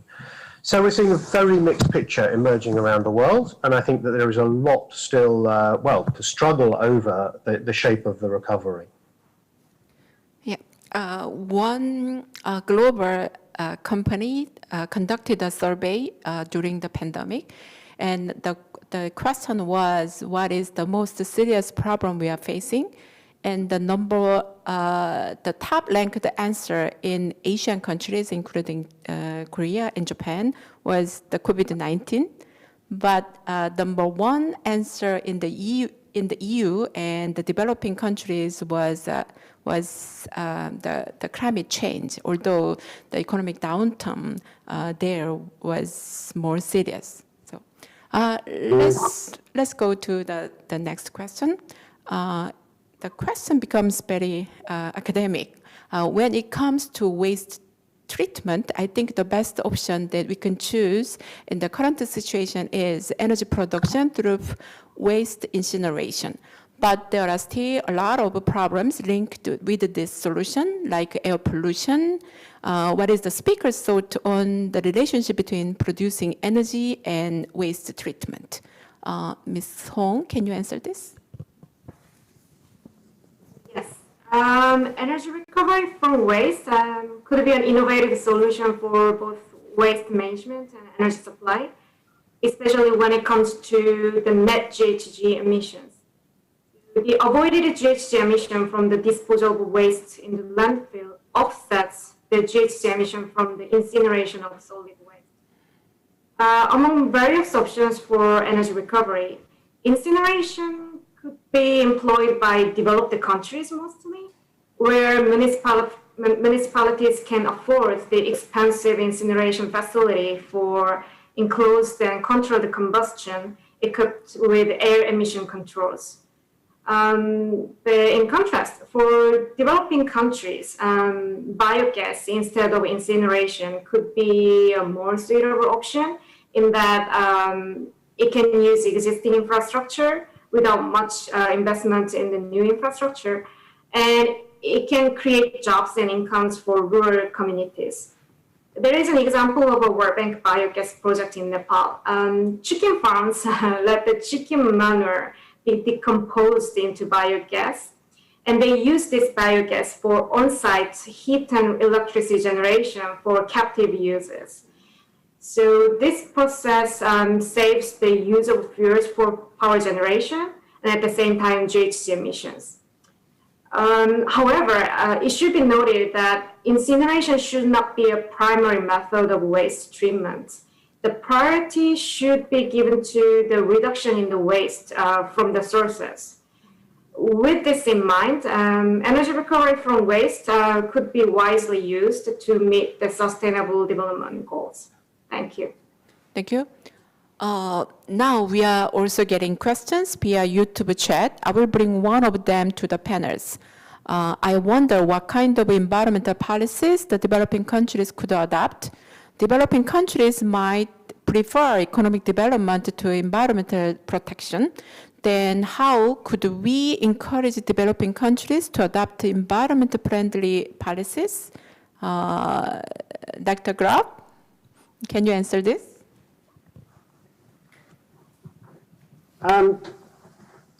Well, I think the first thing to say maybe is it's hard for us to encourage developing countries to do something unless they want to do it themselves. We can maybe help shape and influence the thinking. And definitely one of the key risks I think that many developing countries facing is if they put significant resources into development based on fossil fuels, a lot of those assets may well become stranded because it increasingly the scientific evidence and the implication of the Paris Agreement is there's simply not going to be space put it like this, the emissions from those will be incompatible with the goals in the Paris Agreement. And developing countries may stand to suffer the most from more extreme climate change. So I think there are incentives for developing countries to want to try and develop in different ways. Clearly, they do have now some opportunities that didn't exist before, such as most obviously low-cost renewable energy. But it's still not simple, partly because we've been looking at the terms of finance. And one of the reasons why renewable energy has become so cheap in some countries is because they've got access to low-cost finance, 3 or 4% rate of return. And that makes renewable energy cheap because it's mostly capital and then it just runs for free for a long time. Many developing countries, actually just borrowing money is much more expensive because at least the perception is there's higher risk. So I think it's a really important role in terms of helping developing countries with access to low-cost finance for clean energy development. And that may be the kind of finance touched on earlier, the Green Climate Fund, the World Bank programs. It may be international underwriting of risks for low carbon investments. And there's interesting ideas around that because a lot of it is how to increase also private money into this. But a final remark, whilst I think we have some clear technology solutions for most power generation and increasingly for transport, of course, the early stage of industrialization is often about building infrastructure. It's building roads, buildings, railways, and we still don't know how to do that yet without energy and usually carbon-intensive activities. So I think that we have to limit our expectations about what developing countries can reasonably do, particularly in that very first phase of industrialization. But that's, I think, one reason why we need much more acceleration on decarbonizing the heavy industries and their technologies. Thank you. The next question is related to Korean situation. Korea's population density is the highest in the world. I mean, not in the world, but among the OECD countries. And the dominant housing type is not individual homes, but the apartment. And also, we love the delivery. We have an excellent delivery system that is related to circular economy issue that Ms. Hong mentioned in a previous question. So these all conditions make our carbon neutrality path or the achievement of the net zero target the very difficult task to achieve. So Dr. Lee, can you answer this question? So in Korea, we have a little bit difficult situations to achieve carbon neutrality. So how we can handle these obstacles? Yeah, Korea is highly dense population density, but I said in the beginning the good point and bad points of the renewable energy. One point is missing, that is the energy density of renewable energy. Solar energy or wind energy density is low. Therefore, they need more areas to be installed to generate comparable powers. But we have another land area, for example, agricultural land. There is a solar sharing project. Yeah, there's 1,000 cases in Japan, but in Korea only 20, 30 cases. Over the agricultural land, we can install photovoltaic panels. Then we can the grains grows and simultaneously we can generate from the photovoltaic panels.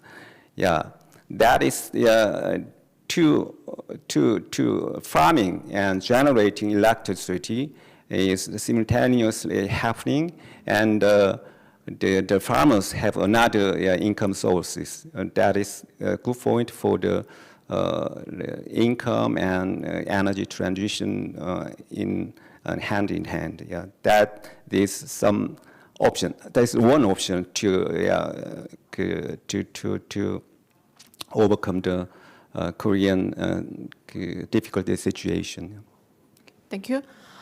We have more than 30 questions from the board or through the YouTube chat, but due to the given time constraint, we cannot cover all of them. I'm sorry for that. I hope you all gained an insight into the climate and energy policies of the world and how each country and organization is dealing with the matter. I believe it was very timely discussion as there is a growing interest on climate crisis and sustainable development.